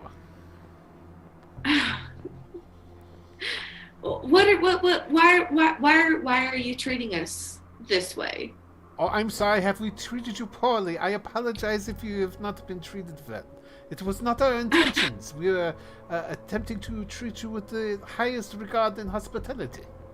And you know that you have. That's not what I'm talking about. Oh, I'm sorry. I misunderstood. You've seen the news. Oh, yes, you're all wanted criminals. Yeah. Why does that bring you so much joy? Well, we didn't care for Sarah Hamilton. Did we just kill Anne Frank? Like, what? Or not that one. Yeah. Why are the Nazis so happy? And you were worried about me. I on the know, show. thank you. I'm just saying. At It least, wasn't me that finally got us kicked off Twitch. at least it's we did not care for that one. Could you Ooh. Yeah. go on? I'm not. I don't think I understand. Perhaps you could elaborate on why you didn't like. Unfortunately, that I almost called information I is. almost called her Sarah Frank. I'm marking it an hour 30 into the broadcast. There's a glorious Anne Frank joke. Unfortunately, that information is classified. Your distaste for. All right. Oh, shit! I almost completely forgot. What? What was on that data stick? Well, you'll find out later now, won't you? You'd think I'd figure it out before he came back. No, this is Calcutta we're talking about, and Tony with a goddamn. bottle of wine. So it all works out the same. So that's awesome. Speaking of bottles. There it is. Very well. Is there anything else we could do for you? Did you get paid again? No, never mind. And he just kind of like gives you that look like he knows, but he's not saying anything. It's like you can tell with his goose stepping ass, he wants to lay into you, but he can't. So perhaps we could scan you now? Maybe? Bring the machine to our ship when it arrives. Very well, we will do so. Okay. So they go ahead and they, he leaves. Shh. The door closes behind him. You're left with your breakfast. I have a feeling the technology within us is rather expensive. Yes, And- they're probably trying to steal it, replicate it, reverse engineer it, or they're just going to track our ship and blow it up or whatever and turn us in. None of this is very good. I mean, It will be good for the viewers who want to watch us get into a space battle. There you go.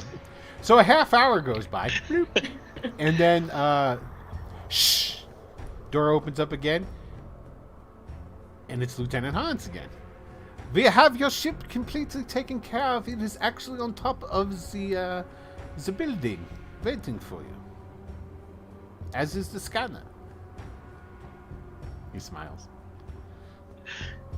Very well. do we have an email from Egg that confirms all that? Oh yeah. Okay. Unless I've been here for a minute. I've been here for 2 minutes. I've yeah, been here for 3 minutes. exactly. Unless Helix has shut it off, all you hear coming from it is, "You got mail. You got mail. You got mail. You got mail." I've actually changed it. It's now what's a really ludicrous reference? It's Salt Peanut. It's the jazz song Salt Peanut. I'm going with only obscure references tonight. We appreciate that. Some Dizzy Gillespie. And so he steps out into the hallway, and he's waiting there. The door is open.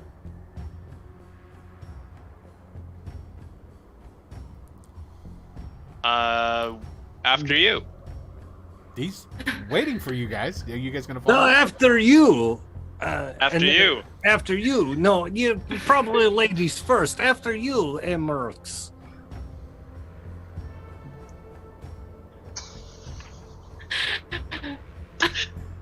I mean, I'll walk outside. Okay. So he's leading you guys. He leads you back through the halls. He leads you out the door, to the stairs. You guys walk up the stairs to the top of the platform where the top of the pyramid. Right now, that's a big area. You can land a ship like probably 3 times the size of the Solar Wombat up there. But the Solar Wombat is there on the top of the building there. There is a row, 20 of these battle armored soldiers, like the ones that were up there before when you first flew in.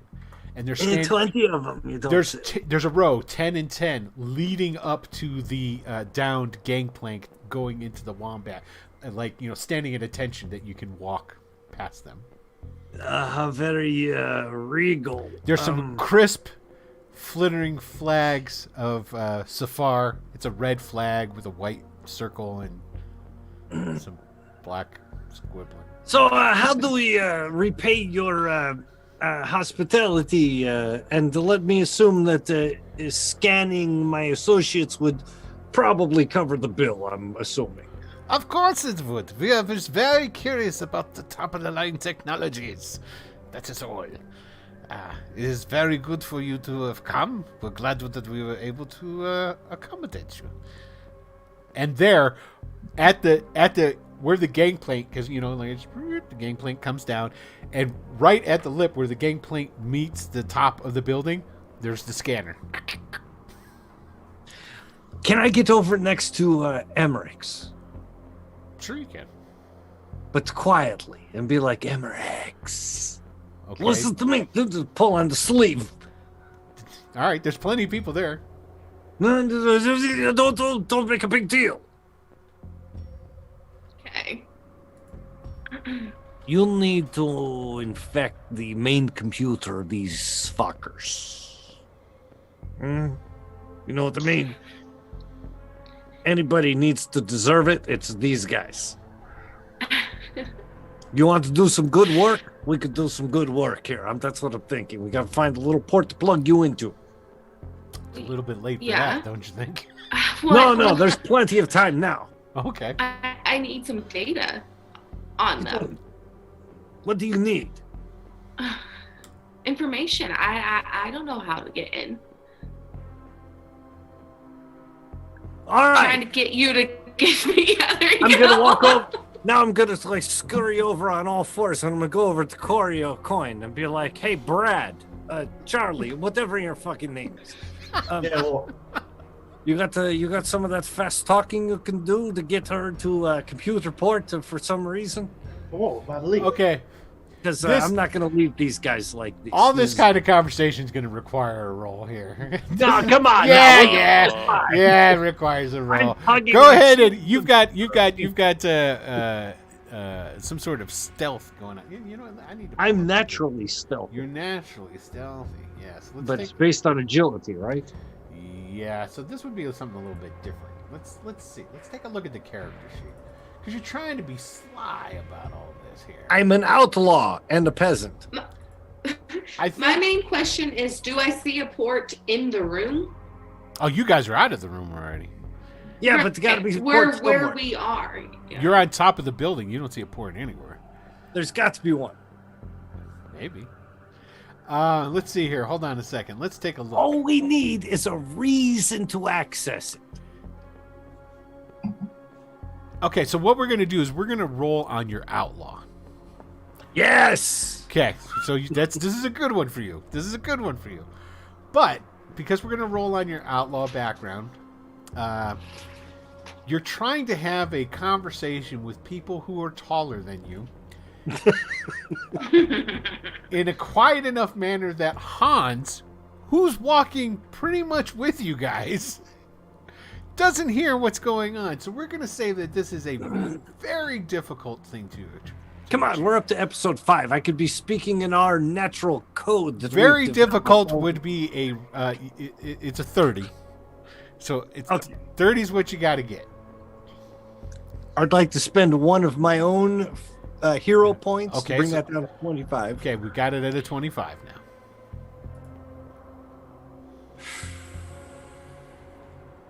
See what you got there. See what the roll is. I'm getting nervous. 17. Oh, I gotta spend my other You- fate point to No, reroll that. yeah, you're gonna have to because that was a fumble right there. That is a fumble. You That is got a complete 3 fumble. ones. 3 So, ones. half of your die total. That's why I saved the other one. That was smart. That was really smart. Yeah. Okay. There you go. 25. You roll a 25 on the second go around. Not a problem. And basically, it is like you were saying. You guys have been hanging out long enough, and Calcuto is a strange bird, and you guys have started picking up on his little twitches and his twerks and what have you, and he'll say this and he actually means that, things like that. So continue on with your conversation. So, just try to find a reason to plug her in, and we could change the perspective of this entire planet. Wouldn't that be something, huh? Yeah, why? What, do you like these guys? I'm not all that happy. You just watch a bunch of porn for free. Yeah, but they're tracking our ship. They're going to exploit their knowledge about us to gain leverage with their enemies. Like, we murdered a woman the other day, and they gave us free harbor. So Yeah, I know. That's why I don't trust them. They should have turned us in immediately. Yeah, if they were thing decent is- people. this was a safe place. So, if you don't mind, Emily, could you walk through the scanner, please? I'm not doing it. Going to let the Nazis get away with this. They're not Nazis. They're just. There's just something- have skulls there's of something I can- cats. They're Safarians, okay? They're not Nazis.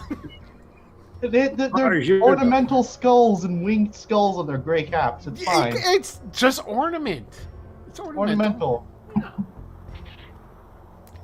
I mean, Yeah. there's nothing Hey, look at they those do iron to like crossbows. scramble They're their Christian. machines. Is Right? That's very... It's retro. They dress retro here, is what it is. Yeah. And their flag is just a plus sign doing cartwheels. There we go. It is just... Oh It- God! It is a plus sign. That's their flag. It's a red flag, a white circle, and a big black plus Black sign. That's it. It's just a Car plus. wheels. They're Swiss. They look. It's probably a windmill. They're green. What can we do? Low carbon footprint. I appreciate that. So what did Emily say? Well, is there any way I could scramble these machines as I'm walking through them to like break them down or anything? Not without making it very obvious that you're doing it. Make it obvious. We'll cover you. I mean, you'd have to walk up, plug yourself into it, and then you'd like go. You know, it'd be very obvious what's happening. Now, if you had the boys screen you out, they'd be like, something funny's going on behind all those other guys. So. Yeah, I mean, I don't want to walk through it, but I'll walk through it. We're very gracious hosts. I don't know why people are mad. I'm telling you, the lights go off all around it and all that stuff, and you walk through. Hans looks and goes, Tony Rigatoni, if you'd, would you please walk through the scanner? How close is the ship? You're right there. You could totally walk around the scanner and just go up the gangplank if you wanted to. I made no promises. I apologize. We'll Oh, walk around and... There's no reason to apologize at all. We understand that some people are very shy and don't wish to be scanned. It's quite okay. I take my pants off and walk through it. Calcuto, that's all right. Thank you for your understanding. Okay, so then after you guys get in, Egg's at the top of the gangplank. Hi! Oh, Helix, you're here! He's shouting your name as he comes down the gangplank and throws his arms around you. Oh, everyone's okay! Corey, Emmerich, you guys are all fine! I was so worried about you! As you can see, he has also lost his mind. I didn't I hear will- Yes, he's obviously referring to other people at the moment. Very well. That is correct. Well, thank you for visiting, and feel free to come back anytime. Well, Hans, we still don't know who our beneficiary is. You are correct. Auf Wiedersehen. And he turns around and he starts walking Thank away. you, Tony. I mean, so I think that I would make it kind of my point, like, anytime I have got any sort of downtime, I'd try to figure out what was going on there, why we got treated the way we did, and Maybe they just liked you guys. Maybe they thought you They guys were did awesome. not. No, as a part of the sector, seeing all these arties essentially walking around. What are the chances I can? Nah, I'm not gonna be able to do it. Let's go. And I'm gonna corral the kids up the ramp. You don't want to find the tracker on the ship first? No.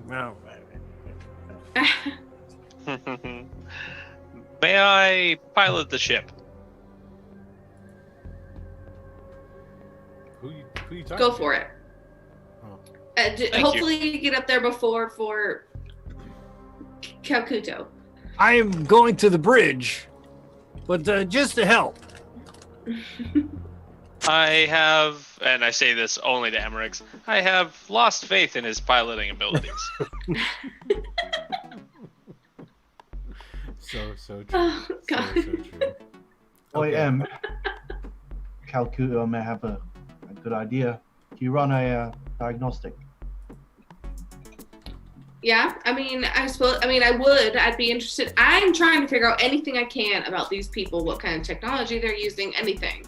So. Oh, they got top line technology. Top Right. line. Okay, so you're gonna run a diagnostics on the ship.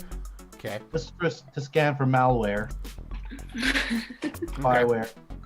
I'd like to help out with any mechanical bits of this that I can, since I have the mechanical aptitude advantage. I'll Excellent. press some buttons too, just to fit in. Okay, so I want Grace to give me a your computer's role, because you got computer specialist as one of your backgrounds, correct? Yeah. So it says 4D is my computer specialist, but I think that it has been debated because my reason is 6D.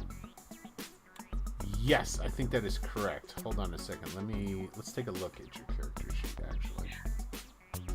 But I also have computer aptitude and computer interface. So I would assume both of those would help me interfacing with the ship. Your computer specialist should be 6D.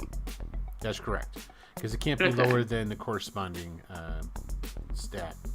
But it can be higher? But it can be higher, correct. Okay. Your computer specialist is going to be 60. So you can run a complete diagnostics of the ship itself. You're looking to see if they've put any like malware or tracking devices in the ship itself. Yeah. To start with. And we've got Helix. You're going to use your mechanical to go around. And what are you looking for specifically? Just looking for anything that doesn't look like it should be there. Gotcha. I mean, it was only here for like an air conditioning a few moments, but an air conditioning unit in the wrong spot, some shit like that. Yeah, just anything that would look like it might be tracking us. Okay. Anything that doesn't belong on this ship. Gotcha. Okay, so basically what we're going to do is you guys just go ahead and make your rolls, and then I'm going to compare it to the difficulty chart, and we'll see how high you rolled, and then we'll see if that was... Right on. Now, in this case, since I have computer interface, mechanical aptitude has an advantage as well as a skill. We'll add 5. We'll add 5? Cool. To this one. So you got a 25. So you achieved a difficult rating. You're pretty sure that there's nothing really funky in here in the ship itself. Oh, shit. Because I also have computer aptitude and computer interface. Will that help at all with what I'm doing? Definitely your computer. Well, computer interface is a... Hold on a second. That's your finger. Oh, okay. That's all that is. The computer aptitude does. So computer aptitude in this regards would actually add 5 to that as well. So you can go ahead and knock this motherfucker out the park. So go ahead and roll your 66, and then we add 5 to whatever you roll. Yeah, I rolled a 21, so it'd be 26 total. You only rolled a 21? No, that's pretty low. Yeah, I didn't do the best, but... Oh, I see. I thought that was Dylan's roll. Yeah. First. Okay. Yeah, Dylan, you way knocked it out of the park. You got a 31. So 31 is actually very difficult. Not just difficult, very difficult. And you got a 26, which would have been... essentially, it's between difficult and very difficult. So that's, again, very well done. Seems clean. Doesn't seem like there's anything in the... Wait a minute. In the computer. I'm going to press a random button. Oh, that's right. I forgot. Fortunately, you guys rolled high enough because Calcuto, roll me basically your intuition. Just roll your intuition for you. Oh, I rolled a 1D100. I figured that would be it. No. Basically, that would have been good. Actually, what I would do in that situation, I would subtract 5. 3D. Because he's getting in there and pressing buttons and messing up what you guys are trying to do while you're doing it. But you guys roll high enough. Yeah, it seems like the ship is clean. I got a 20. Quit playing with the air freshener. You guys lost some fuel. Oh, jeez. So now you have enough fuel that you're going to, wherever you go and land, you're going to have to put out the solar arrays to recharge the old nuclear engines. So you got Calcudo, may I ask that you don't touch anything, not even the walls? I'm doing a better job than anybody else in the ship. Even if something doesn't look like a button, please don't touch it. I'm pressing things. I would say I'm losing my mind, but I lost it a long time ago. Okay, so Or you you guys, gained it. I crawl up on top of him. Just up to his shoulder and hang out. he's like, I'm going to watch what you're doing. to figure it out. His overwhelming stench is just filling your nostrils. Yeah. If you think this is bad, don't go in the gunner seat. Oh God. Okay, so you guys are going to set a course for Terminus? Yes, sir. Excellent. Okay, so it's going to take you essentially a day of travel to get to Terminus. Okay? Punch in the coordinates. Get you into the hyperdrive. And off you go. Grace, I need you to make a computer roll. Because you'll be the one that I'm assuming is going to punch in the coordinates. Either you or Helix. You have... Yeah, you're good. Not a problem. You make it there with no difficulties in the coordinates. Okay, and bloop. Okay, the solar wombat is out. It's orbiting the red planet of Terminus. Now, Emmerich, did you share with us the location on this planet that we need to go to, or do we know that at all? I mean, how big is this planet? It's Earth size. It's actually bigger than Okay. Earth. And it's got no spaceports, yeah? No spaceports. There is now, and of course, Emmerich, you would know this because of the information that you dug up on the three Hamiltons.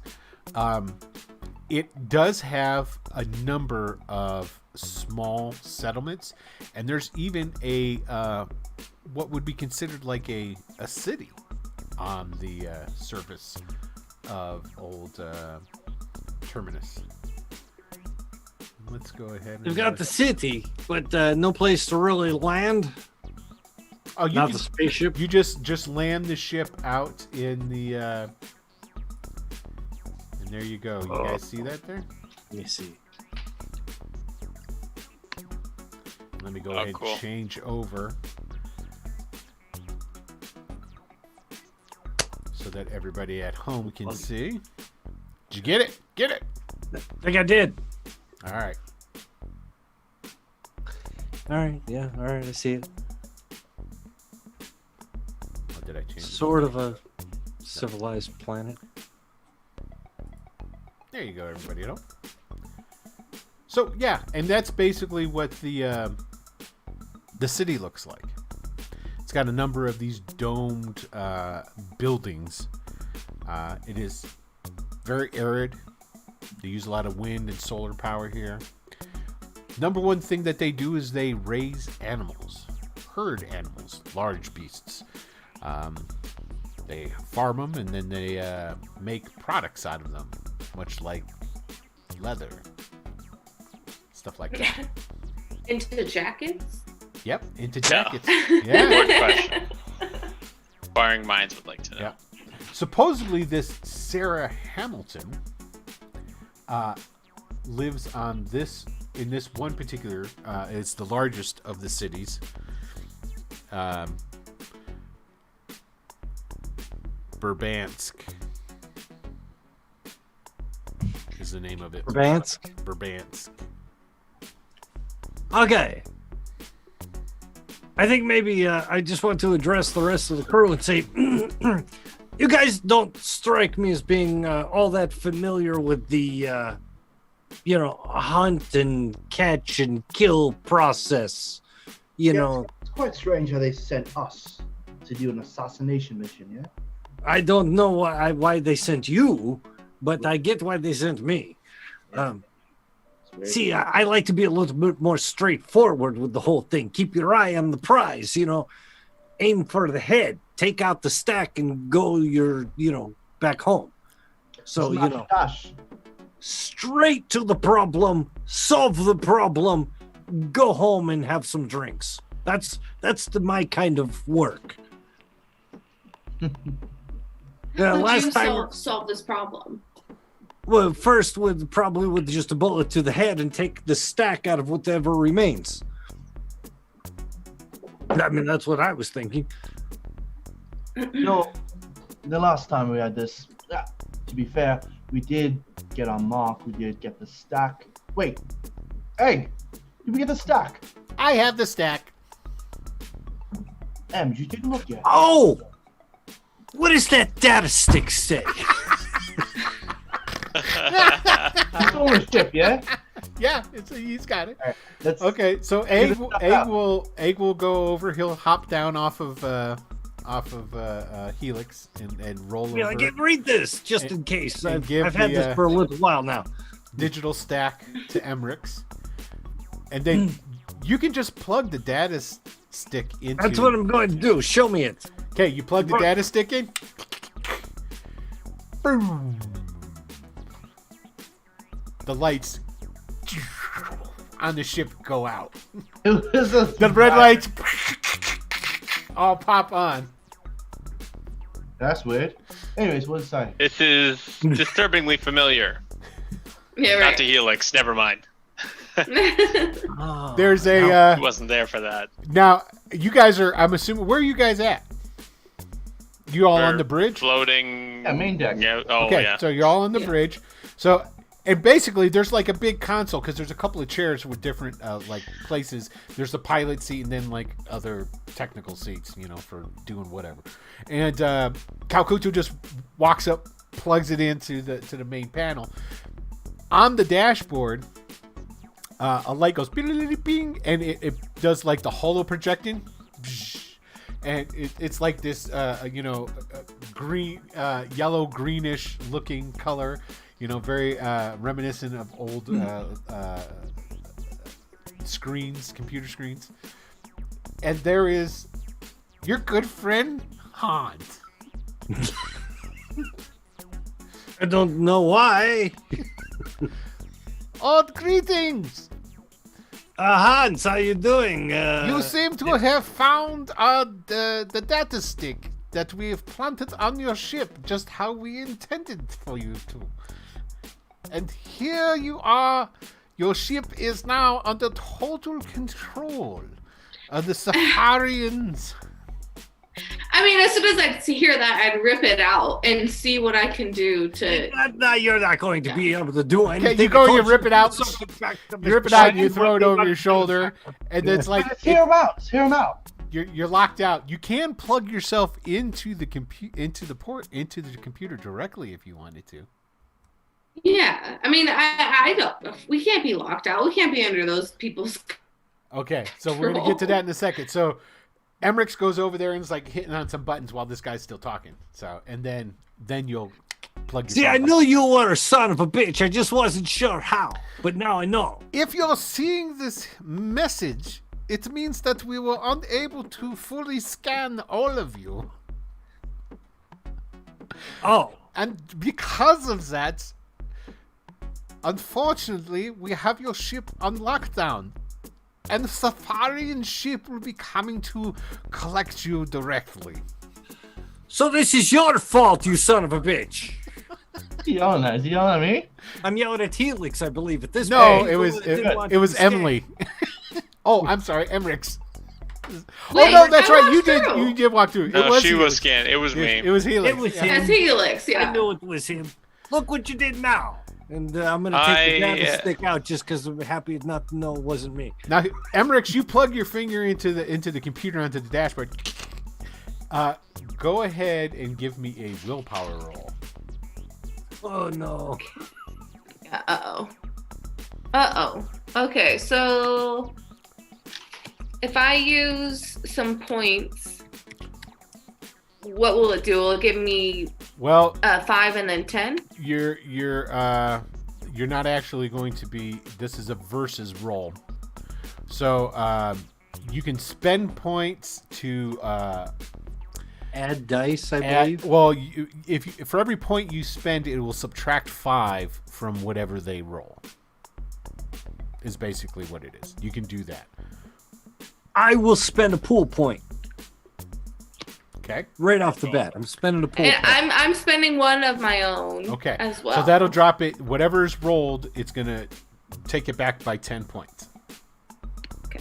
Okay. And now you have to roll a willpower. Okay. 15. Ooh. Okay. Here we go. Oh, that's a good thing to spend those points. Yeah. It rolled a 6. Wow. It rolled a 16. It rolled 3 fucking ones. Oh yeah. Is that not a critical fail then? I was That is wondering Yeah. So if that basically, was a failure. you walk up, you plug your finger in, and you feel that you're being assaulted by an alien program attempting to infiltrate and take control of your system.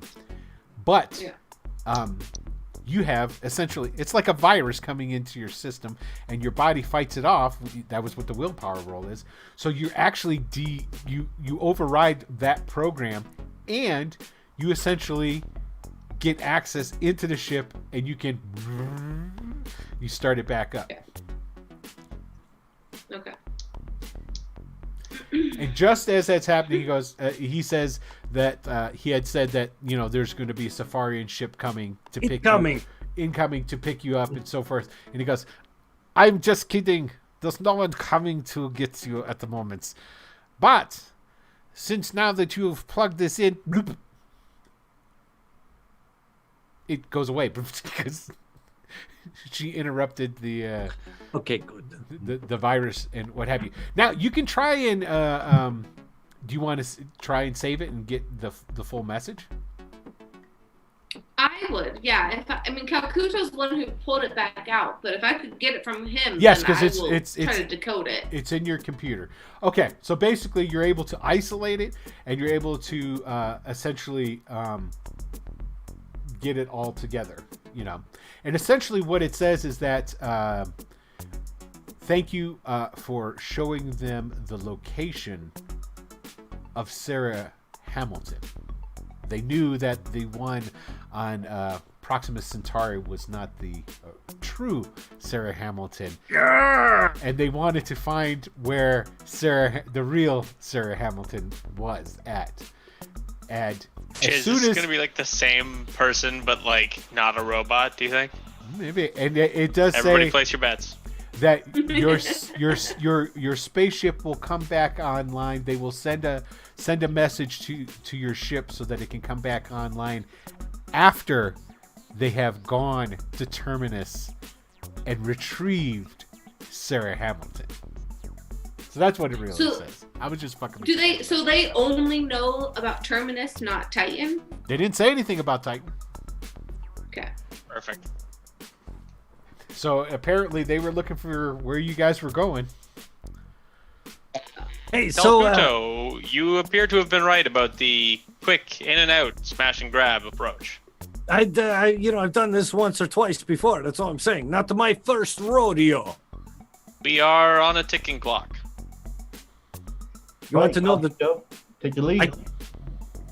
I can give you a mathematical truth, and that is if you've made a choice, but you're given another choice, you should always switch choices. So my point now is, let's go to Titan, and let's get the Sarah Hamilton Connor, whatever. That's got to be the right one.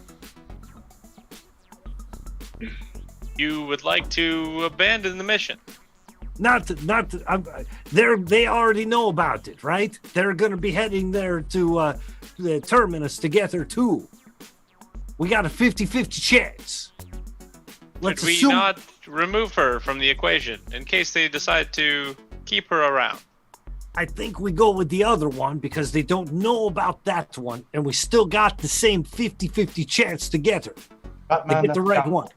That's it. You're gambling there. But tell me I'm not mathematically right. You know what? I'm gonna flip this, and you call it. And I'm gonna find either a coin or a hex nut bolt or whatever, and I'm gonna flip it in the air. And Okay. have Batman. I always call tails. So here you go. You can roll a D2, a two-sided, and then And so, one is which one's one? One is Terminus and two is Titan. yeah. One is. Oh, they both start with T. So actually, Tony, call 1 or 2. 2 tails. All right. Well, I don't know about the rest of y'all, but I say we go his way. Just saying. I disagree, but I am Oh yeah. perhaps better at math than the rat. I'm basing my decision on that bolt there. So feel free to. Just let me say it this way. We're going to have a lot more competition going for the Sarah Connor and the other place, Sarah Hamilton. But this one they don't even know about. And it's got the same odds of being the right one. We still need her stack. We can't go back without her stack. We need all three.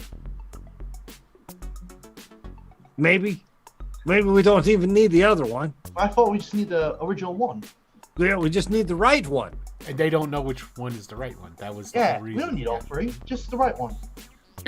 Usually, when someone is participating in the Monty Hall problem, they do not have a mad scientist guaranteeing death if they do not succeed on their mission. That's true. That doesn't mean they shouldn't choose the other door. Mathematically, you are correct, and I can't argue you, but we need her stack. We need the right How stack. interesting that we find ourselves in a real-life Monty Hall problem. Is this the donkey door problem? Yeah. Yeah. Okay, as long as we all know this isn't the actual thing. Anyways, continue. We know what's behind one door. Now we need to pick from one of the others. And we know the We first need one all we of the picked- doors. Yeah, but the first one we picked wasn't right. We don't need that stack anymore. How did we know it wasn't right? We could go back to Earth now. The Nazi told us. The Nazi told us. That's what he said. But if you think they don't know about the Titan, They don't because they're then following how us come they to know that Terminus. she's the Look, right one? lads, we're burning time. Make a decision, flip a coin, or I don't know, wrestle. We're wasting I time. thought we were already done with it, but you know what? If I we know. flipped a coin, I suppose, and he says this very sarcastically, that decides it.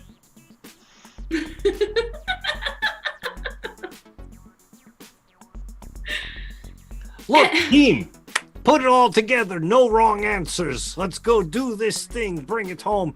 Big touchdown for the win, right? Actually, if Helix looks like he's about to flip a coin, is Helix about to look like he's flip a coin? Yes. You just flip the nut. I'm gonna catch it in midair if I can. Can I do that? Oh, As long as- yeah. So go ahead and roll your, it's agility, correct? Oh, okay. Actually, let's do that. I was hoping for just some narrative, but oh jeez. Okay, Alright. 14. That's above 10. That's above 10. Hold on, let me see. That It's a would be... coin coin? flipping in the air. Yeah, it's a coin. Average, that That's works. gotta catch a coin. That works. Yeah. That works. You caught it. So I just catch it, and I just think, there's 2 Sarah Hamiltons, yeah? And there's 4 of us.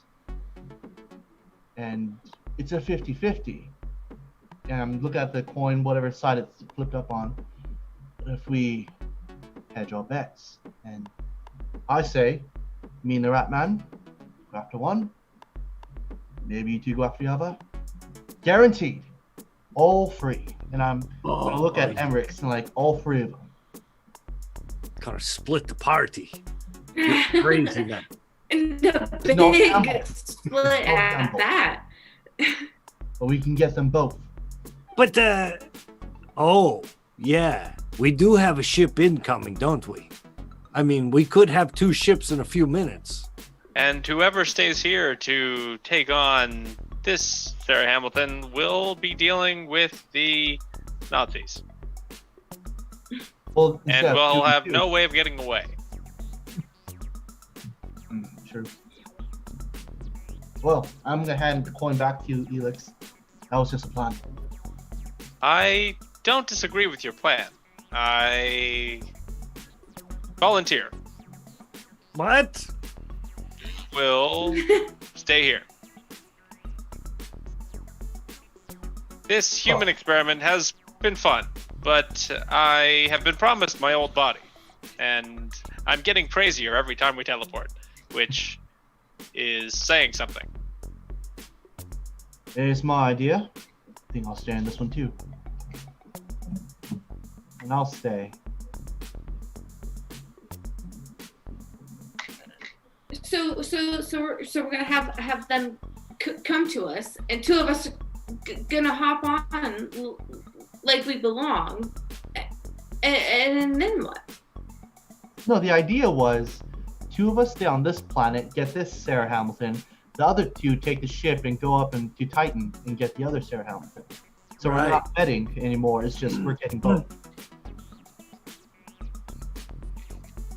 But the people here will have to get the Sarah Hamilton contested by the Safarans. Well, yeah. First, we need a ship, and Yes, that's what we're doing. yeah. So, We have the ship. I will get off and stay here. You Good two night. take the So ship Helix is to going to Titan. Terminus. yeah. Helix, Corey, and Egg are going to here, Terminus. And then you 2 can go to Titan, if that's the split. I don't know if the stealth Ratman wants to go on a solo Solid Snake mission. I do it, but I defer to the group on this one because this is a big decision time. I mean, I wouldn't trust. Well, the problem is I don't really trust Corey alone, and I don't trust Calcuto alone. Oh wait, yes, right. Calcuto's gonna fly the plane himself. Yeah.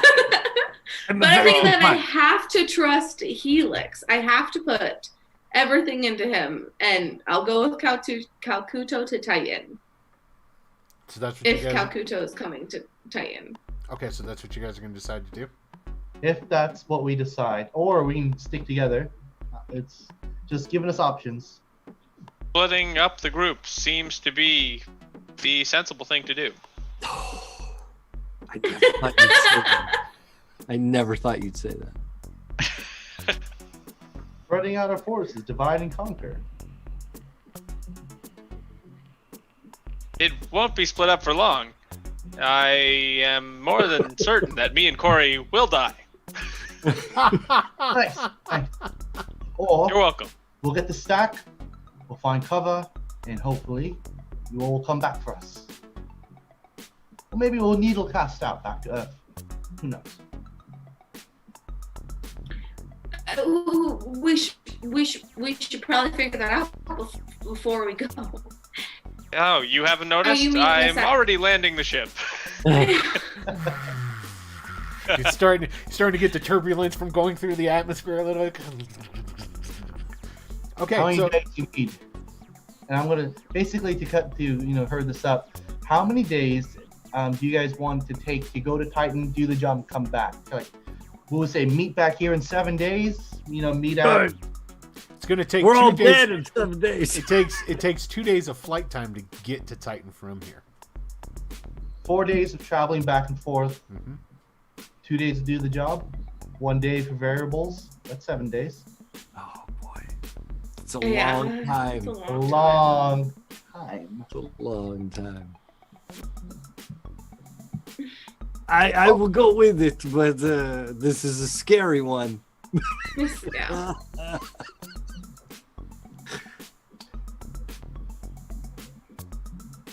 I think that's the sound of the. Okay, ship so landing. it seems like that's what's happening. Yep, that's the Where are you sound. landing the ship on Terminus? As close to our best guess as to where she is. Well, I mean, if supposedly we have an it's in exact this. spot, it's- then I'm gonna land as close as possible. Okay, supposedly it's this town Burbansk, and so you can land. There's some badlands. It's like it looks here. So there's some flat land area where you can land close by. It's going to take a little bit of hiking to get to it and what have you. Actually, to get to a road that then leads Right on. into the place. So yeah, you fly in, land the ship. And who gets off? Helix Or Mm-hmm. and Corey. And as Hey, I'm Corey, leaving, I put my stun rifle on my back, my stun knuckles on my hands, and I look at Emmerich and I say, no matter what he says, he should not be trusted to touch anything. Oh, he won't. Good to know. Who are you talking about? and same to you. Understood. That's right. Egg. I'm literally the next one to step off. Where's Egg gonna go? Egg is That's- on my back. Okay, I'd have Egg, to, yeah. Egg is with you. Okay, excellent. So you guys get off. Move a little ways away from the ship, of course. And I thought we would take another ship. And the solar wombat has taken off and We don't flown have out of another the ship. atmosphere. If we wait a couple of minutes, another one's gonna show up chasing us. We're figuring we'd take that one. They were gonna go to Sarah Hamilton, and after they capture her, come back, send us a signal. No one's coming for us. We were being followed a minute ago. No, he said he was joking about that. Yeah. No, They're just heading to where we were heading. yeah, Yeah. essentially, and you know, because this is how the technology works out. The part I So was they'll be here soon. the part I was joking about was that they were doing this because you didn't let them scan you. Yes, but they are coming to this planet. Am I right? Correct. So they'll be essentially- here soon. So essentially, what it is they got your transponder beacon, all that different stuff, which is legally obtainable to basically follow a ship. They got all that. So now, what it is when you guys travel and you go into hyperspace, you can't follow anybody when you go into hyperspace. But when you come out of hyperspace, your transponder beacon is constantly going. It's all ships have these, unless you shut it off, which is illegal. But you guys haven't shut it off. But essentially that's how a space station knows that you're flying in. It's like the transponder beacon's always going in and lets them know. So as soon as you guys came out of hyperdrive, like you guys would show up and like, aha, we got it. It's like that's the plan. And then I thought we would wait till the Safarian ship showed up and take that one. Like once they've gone. So you're having this conversation with Emmerich Oh. as you're flying out. But once they've arrived, they land, we get on the ship, we knock them out, we take their ship, we fly it where we need to fly it. I'll fly it. I'm a very good pilot. No, if Emmerich How big of the ship? So we'll sit around. We'll see how big of the ship that comes is. If it's more than like Uh-oh. 8 people, I don't think that we can handle it. Oh, you haven't been hanging around the Calcuto del Sutoratmano long enough. Saying we blow up one good fuel cell, I take out a good 6 of them right there. We'll wait. But you also take out the ship. I'll be very careful. We'll Don't wait worry. to see what kind of ship comes. All right. I will we'll agree keep to that. wait to see. Yeah. You can't force you to leave. That's for sure. I just don't think we should take our ship, the one that's being tracked, to the place where we don't want them to know we're going. That's smart. Let's take somebody else's ship. Now, Fair while enough. they're hovering above having this argument, I'm going to start walking towards the area we're headed, and I'll say to Egg, if anything happens to me and to Corey, make sure to hide, and we will come find you. Okay. But shouldn't I protect you? Only if it is very easy to do so. Oh, I'm the really good situation at looks lots dire. of things. I can do lots of things. Don't worry, I am a copy of myself. That's heavy. I know. I've been thinking about it a lot. Okay. So, all right. So you guys start walking, and you walk down through this from off of this plateau through a ravine down to where you had seen as you were flying in. There's a road that leads into Burbansk. You get on this road and you start walking. After walking for relatively an hour, by the way, it's pretty warm here. It's a very dry wind that's blowing. as you're walking along on this road, you can see up, and as it shows it on the pictures, there's a number of these different solar windmill type things that collect power, and you start coming into Burbansk. Now, the way Burbansk is set up, there's a number of different roads that go to different places, and you have these like little pods, which are buildings that are set about, and nobody is really hanging out outside. And you can kind of understand, because after spending about an hour walking outside in here, you guys are covered in dust and what have you. So, yeah. Now, these roads lead right up to these like metal pod like buildings, and there's an opening there, and it has like, has anybody seen the slatted? There's sort of like beaded curtains. There's like a beaded type, metal beaded type curtain that sways back and forth in front of like an entryway. It looks big enough, essentially, like if somebody could drive like a semi truck through. And do we know, like, do we have any sort of specific intel as to which building we might be? No, that you do not. Just that it's Burbansk on Terminus. And you have seen a number of holding pens and stocks where there's hundreds of these lizards. They're about the size of ponies. And they appear to be essentially like livestock herds. And they just kind of like shamble around inside these pens. We know that's what she does, yeah? She Yes. raises livestock. Yep. Mm-hmm. Yep. Perhaps we start by asking around at some of the local bars. Yeah, that sounds good enough. If On a we time crunch. if we want the more direct approach, we could go directly to the farms. Usually Southly is my go-to, but consider we have incoming, smash and grab. Then we start with the farms. We're heading toward farms. Okay.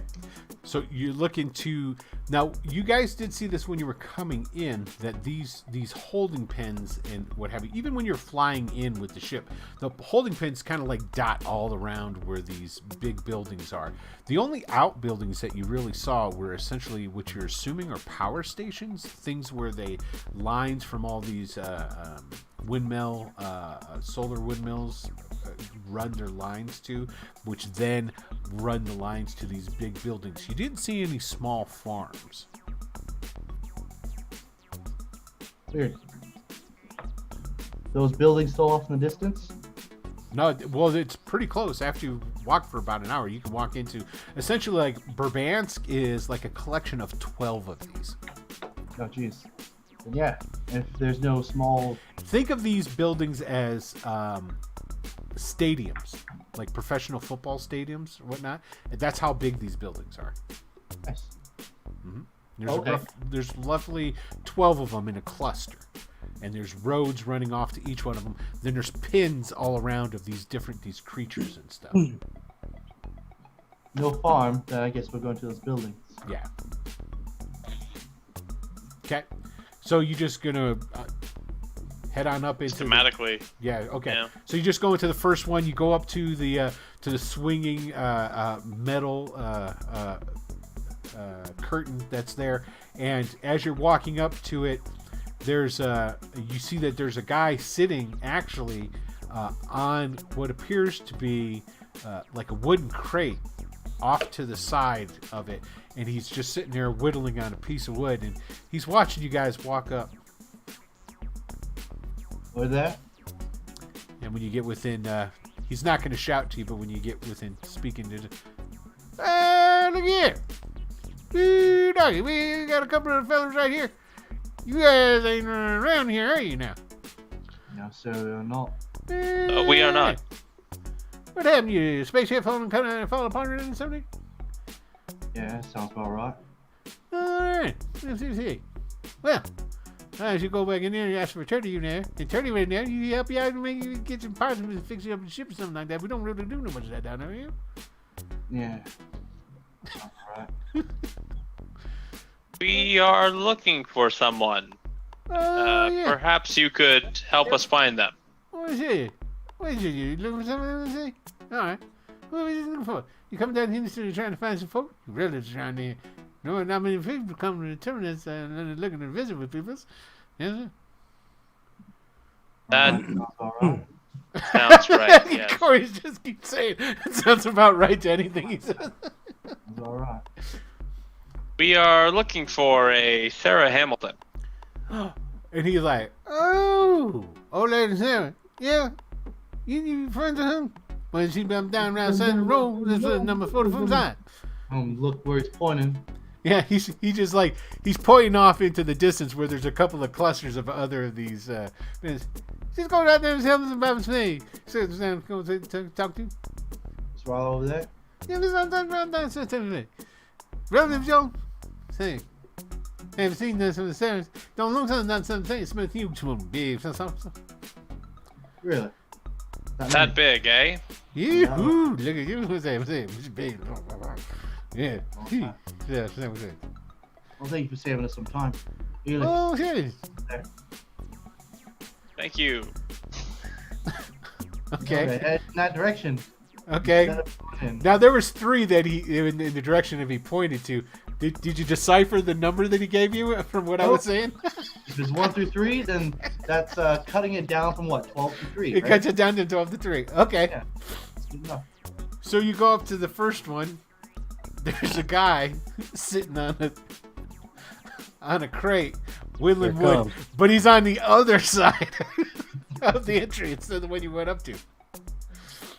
You guys come walking up to him and Let's cut Is to- there a Sarah Hamilton. oh, Sam Hamilton, yeah, sure. Sam. Go ahead and roll me 1d3. Somebody between the 2 of you guys. You go for it. I'll go for it, yeah.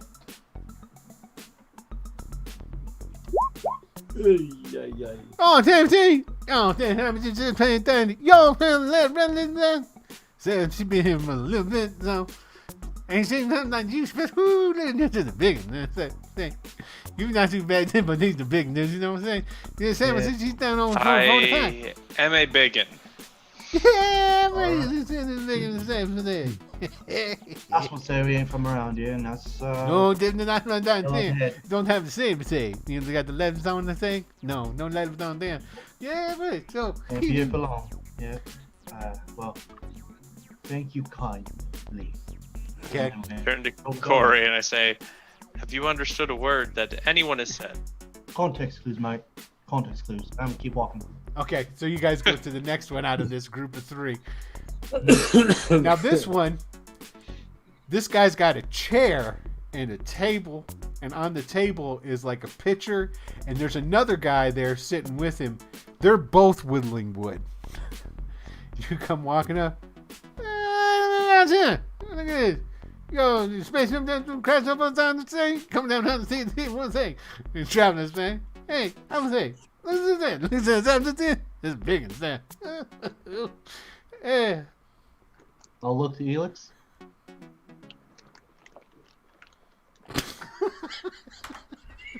That's it. From what I can tell, they all appear to be preparing for some sort of craft show. Yeah, this is the thing. He understands right there. We gotta go see and get the clamp stone to see the leather thing. Making tinder. You just made the stone cut. It's you saying. It take a lot of time to get up on to be frames like you. Yeah, he's impressive, but Sarah Hamilton. Oh, y'all need Sarah.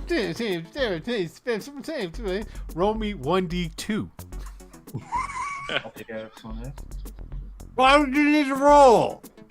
You already been 2 of the 3 houses. No, when the first guy pointed, there was a cluster of 3 that it could have been. Okay. Down here at the 45 thing. Process Just of come down there, tell the elimination. bum say, Ted, come down here and talk to Sam. Yeah. Well, we will carry that on us. Yeah. And to the last one. Okay, you go to the last one. There's no one there. Well, yeah, I knew that we know that. Well, But there's that like metal beaded curtain in front of this big thing.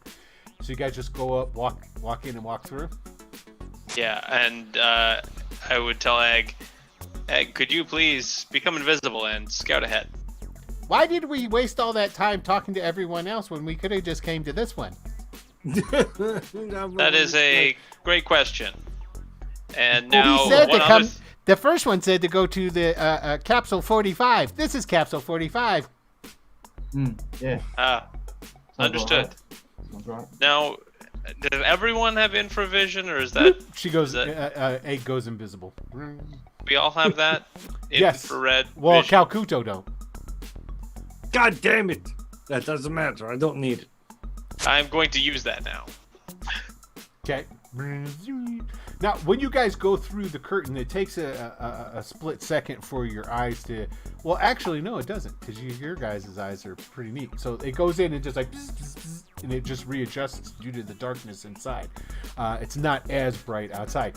Inside, when you walk through, there's a main road that you see runs all the way through this to the back, and then there's another one of those doorways with that curtain.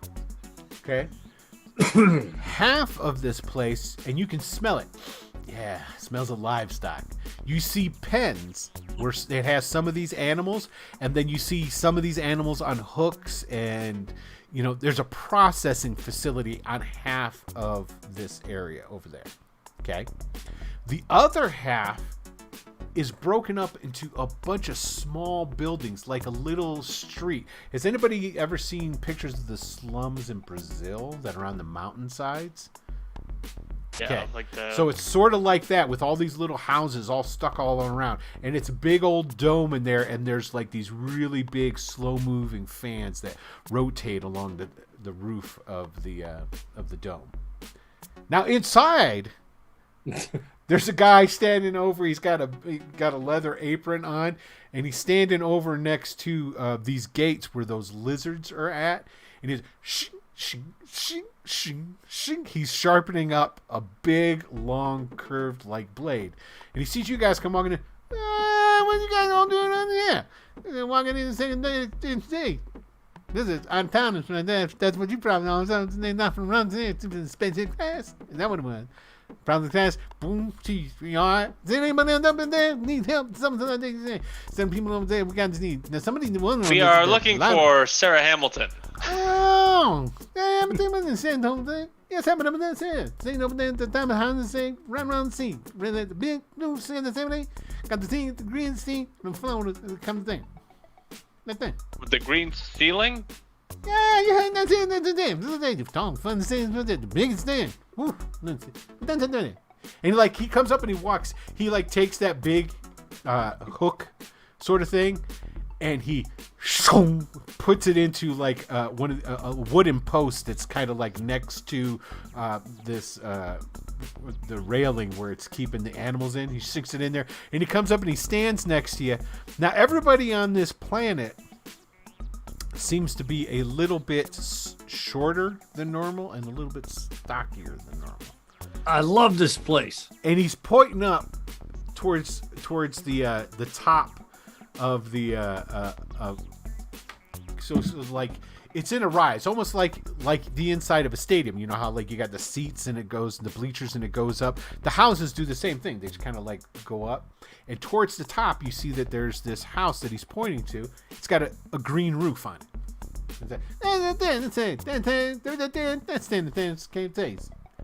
All right. Thank you kindly. And what did you do on the test center that said? You don't okay, so there's not a class up there that needs to go and get people to help them out?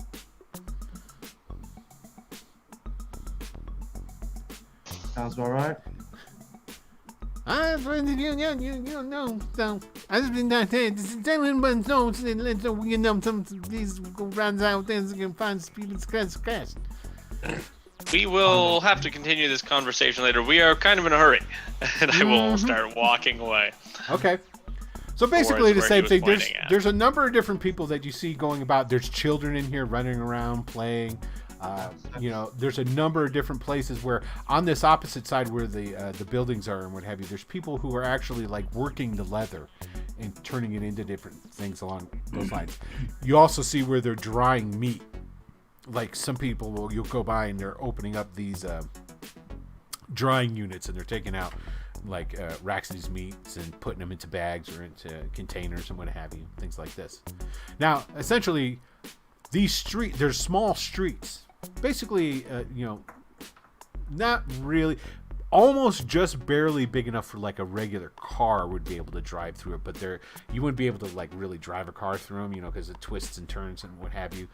And it just goes up and you go past these and everybody's like, you know, saying hi to you and whatnot as you're going up. And nobody's getting in your way or trying to stop you. Several people ask you guys questions that you obviously have no clue what the hell they're saying. And then you get to this green roofed house. It has a little bit of a wall around it, and it appears that there's a wrought iron gate that's on it, but you can see right through it, and you see that there's a garden in there, okay, and like grass, and you've seen quite a bit of like gardens inside here as well. Each one of these houses have gardens either around it, a little plot in the back, things like this, and there's some wind chimes up. Ding, ding, ding. Is there just the one entrance into this?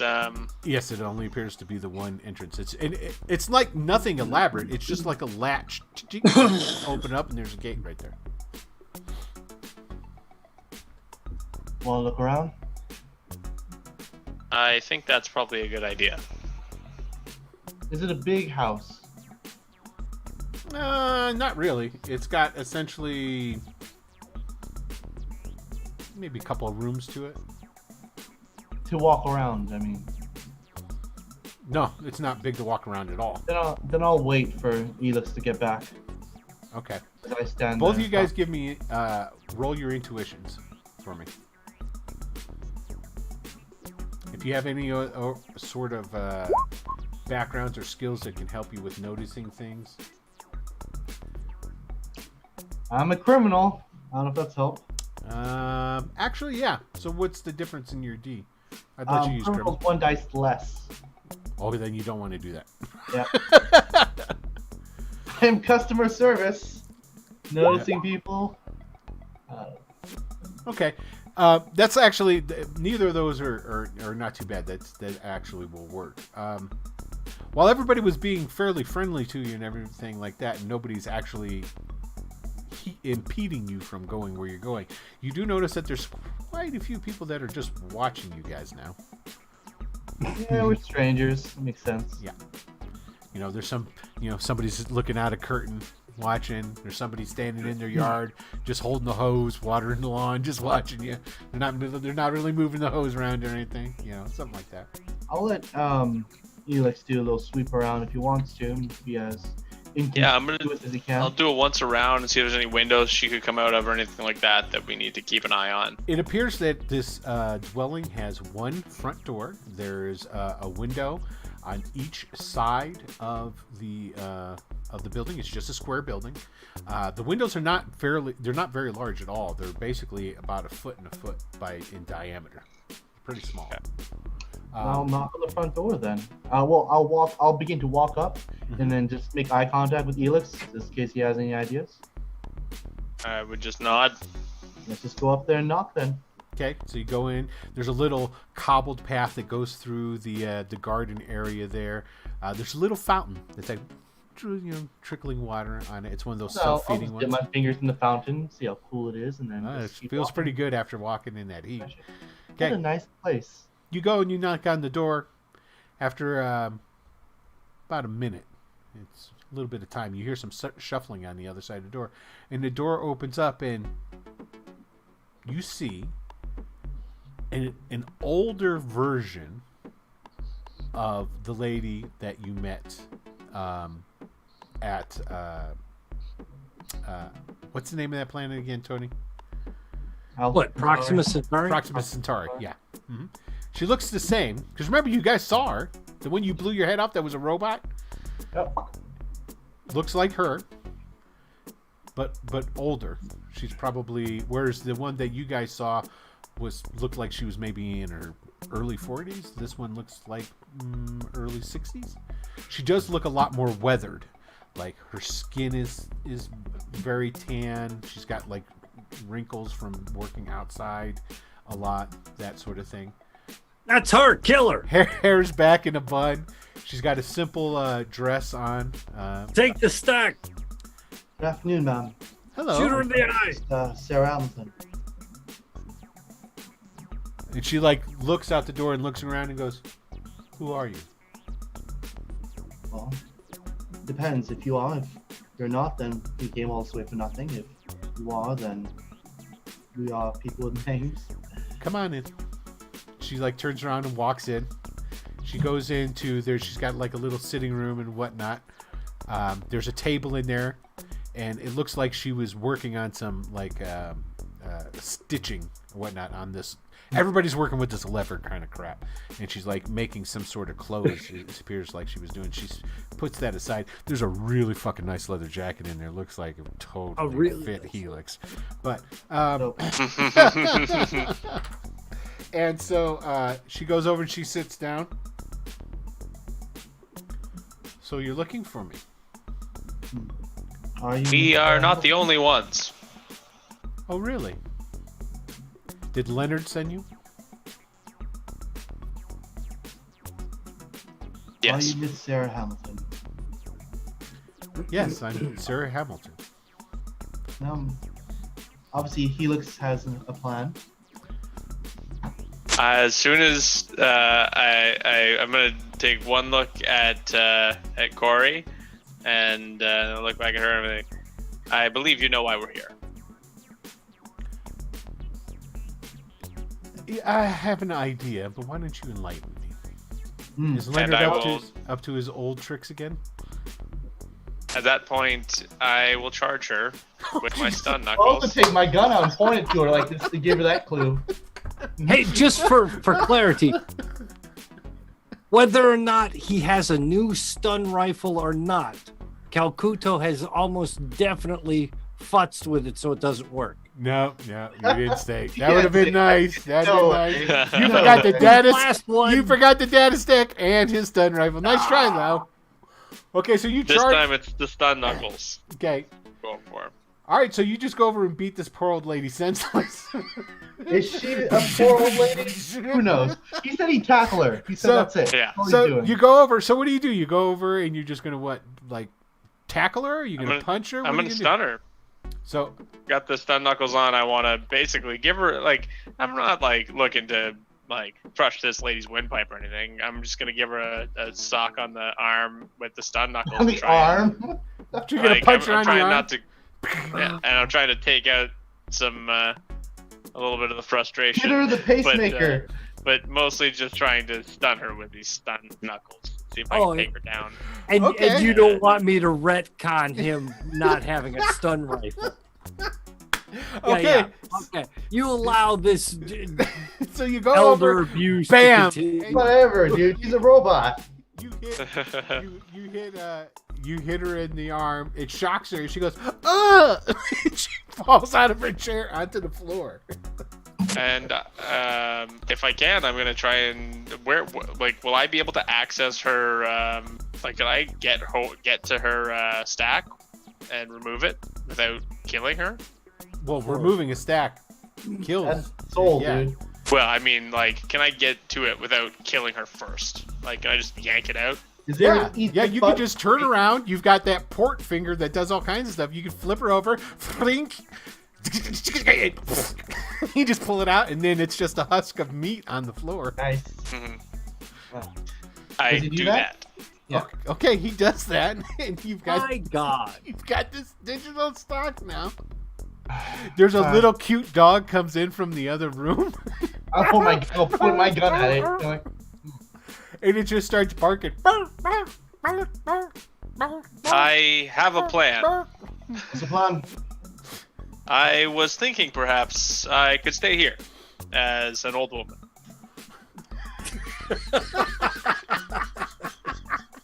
I'm gonna have a look of. Surprised. I didn't think about that. You know nothing about farming. I'm gonna put my gun in my holster. I'm like, I like it. Or I could come with you as an old woman. The main thing is that it's important that she walks out of here for our Appearance sake. safety. You know those Safarans will come for you then, yeah? I know. And you know that, and I'm gonna point at the meat husk. See, there's There's a difference here, though. Helix has I a don't have a processing unit. He doesn't have a stack. Corey When? Corey has a stack. Since when? I thought he was stacked. No, because he was always a robot. He never had a stack, so They he's just only. installed my CPU. They just put his Like- processing unit into another processing unit inside. They kept the humans' digital stacks intact and put those into the robot bodies. So technically, Corey's digital stack could be placed. Does her dog have a stack? I'll put Yeah, that I'll in just the take old the lady's dog. butt. No. Do dogs have stacks? No, it doesn't. Thank you, though. But you could pull Corey's digital stack out and put it into the old lady's. And just carry his lifeless body. We're having that discussion there. Is that the play? We could have a better chance of escaping with her body. There's an awful lot of farmers with sickles hanging outside that door is all I'm going to throw out there. We take you back to somewhere safe, discard the body, put you back in your body, Yeah, mate. There's that's a lot of ifs. That's a lot of ifs. and then leave her body somewhere more discreet. That's a lot of ifs, a lot of steps I need to follow. That leaves this body in a rather. Not to mention, you guys state. think that you've got how many days before the other guys come back to pick you up? The plan We'll live off the land. would be relatively simple. I carry your body out. Sarah Hamilton accompanies me to show me where the nearest medical center is. Sarah Hamilton's actually you in this case. Once we get there, we do the switcheroo, leave her body in the desert, and run away. Where am I going to tell you? Where's the medical center? How am I going to know that? Good question. I hadn't thought that far ahead. Well, that's still a good plan. Other plans to, and I'm gonna pull up my gun again, check the battery at it, and just look at them. This is the other plan, and I'm going to look outside. And if you said there are people outside, I guess I'll just look in the general direction of the murmuring on the other side of that door. Well, See, this they're is not. They're not like in the courtyard where she's at, because this all happened without any real noise. Just Helix just walked over and went boom, and she went fell down, and then that was it. So yeah, basically, I'm just gonna say that there's this plan and that plan. Look, pointing at the gun, then pointing at the body. Only thing is, I don't want to be stuck as an old woman. She's a grandma. She's wrinkly, old, very old. Oh, You would only be an old woman for a little while. That for a second. Something is going to happen to this body. Tell it. But you know what? Let's do it. We're here for 7 days. I mean, it's not like we can just call Em and Calcuto back, right? And I'm gonna. No, they've definitely left and gone far away. If we only didn't overestimate so much, I'm gonna start stripping down. okay. Switch scene. Now, before we go to the next scene, so you guys know, your compads can call each other, even over great big, long, super huge distances. You just can't call somebody when they're in hyperdrive. So Yeah, so could the V phones. Nobody ever used them. they're I'm just saying. they're in a hyperdrive right now. So in 2 days, if you guys wanted to call and leave them a message, when they would come out of hyperdrive, they would eventually get that message. I thought they were hovering, waiting to see what ship would come by. I thought true. we were taking a different true. ship. So, Yeah, no, wait. You guys aren't all there. So we're gonna go back up to the spaceship. We got Calcuto and we got Emmerich, and you guys are hanging out. I'm offering look, 2 choices. One, we need to make this ship invisible, which means no transponder, no nothing. Or we need to take a different ship entirely. If we take this ship, how are they going to get off? We should take a different ship. Okay, we take a different ship then. We got to wait for another one to show up. And then we got to bickety bop the crew, and then we got to fly the place out of here. Yes, which is why I'm waiting for Safarians to land. Now you can turn on and off the transponders. They're not designed to be able to do that, so you'd have to make a essentially a roll to do it. The one who's actually most suited towards turning them off would actually be Helix, because he's got the it's not me. He's got the mechanical skills. Because each time you turn it off, you need to roll because there's a chance you might break it. So you could turn off the transponder. Emmerich, you would have the knowledge to attempt that. But since you don't have that as part of your background, let's see. Because you just got the computer specialist, you'd be rolling off of your robotic specialist. But since this is not your area of specialties, it would knock up the difficulty rating, is what it would do. Yeah. Yeah. And to do that is a difficult, and it would make it a very difficult task to shut off the transponder. Very difficult. Yeah, which is 30. Okay. I mean,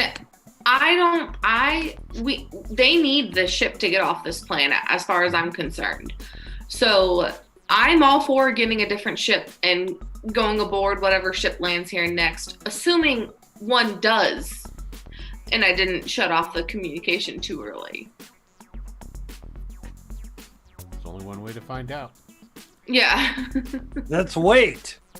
You guys are basically, it was only a day out from where you were for you to get here. So technically it'd be a day for them to get here from where they're at. The safari. Well, yeah. Well, good. Then if the other team is going to send us a message, they've got a day to do it. Well, also, I would say, yeah, that's right. Yep. That's where we're going to end the episode. Woo! This is good stuff right here. Oh, poor Sir Hamilton number 2. She got She's alive. Knocked out. What was that from Friday where You got knocked the you got fuck knocked the out. fuck out. She got tapped in the arm. She's fine. I was gonna dome her. Oh, that is so good. I love every minute of it. All right, everybody. Well, I'll see the map went away again. I really need to pay more attention to that. All right, let's go back to the faces for the sign off. All right, everybody. I want to say thank you to everyone for tuning in and watching this latest episode of Escape Sector 1, the third and final chapter of the Sector 1 trilogy. And these hardened criminals here. So, hey, Corey, why don't you go ahead and sign off?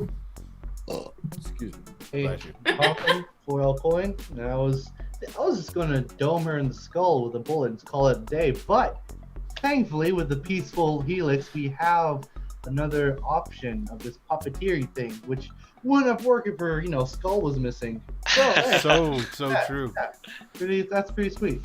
So true. Yeah. See how it goes. Thank you. Dylan. Hey, I'm Dylan. Taking the peaceful route with Helix. I mean, that's already kind of just punching the old lady was kind of already going past his comfort zone. But he is starting to go like, this guy's already crazy. He hasn't had a lot of opportunity to show it in this campaign, but he has rage from time to time. So the more times he teleports, the crazier he's gonna get. So Yeah. we'll hopefully he doesn't get any wires crossed on the next teleport. But Yeah. if there is another one. And Grace? I'm Grace. I played Emmerich, and yeah, I guess she's sitting waiting with Kakuto to see what happens to these two. Now remember, like I told you, something to think about until we play again. You can use your compads to call each other, so you can't talk to them down there. So there you go. I mean, I think for the most part, I'm looking into who these people are, whether or not they're dead end after dead end. I just want to know to what end they're going to. We can make some rolls for that. Yeah. Next episode. And last but not least, your Uncle Tony. Hey folks, I'm Uncle Tony, Calcuto del Suto Ratmano. And let's announce that when this series ends, we're moving on to a Savage Worlds Deadlands adventure called Blood and Gold. Search for the lost Dutchman's gold mine. Hell yeah. The Deadlands of the Wild, or the Weird West, as they call West. Yeah. So I think that's gonna. I think we're gonna have an amazing opening. That I'm probably not. Tony's been sending me all sorts of stuff for it, and I heard it's like over a minute.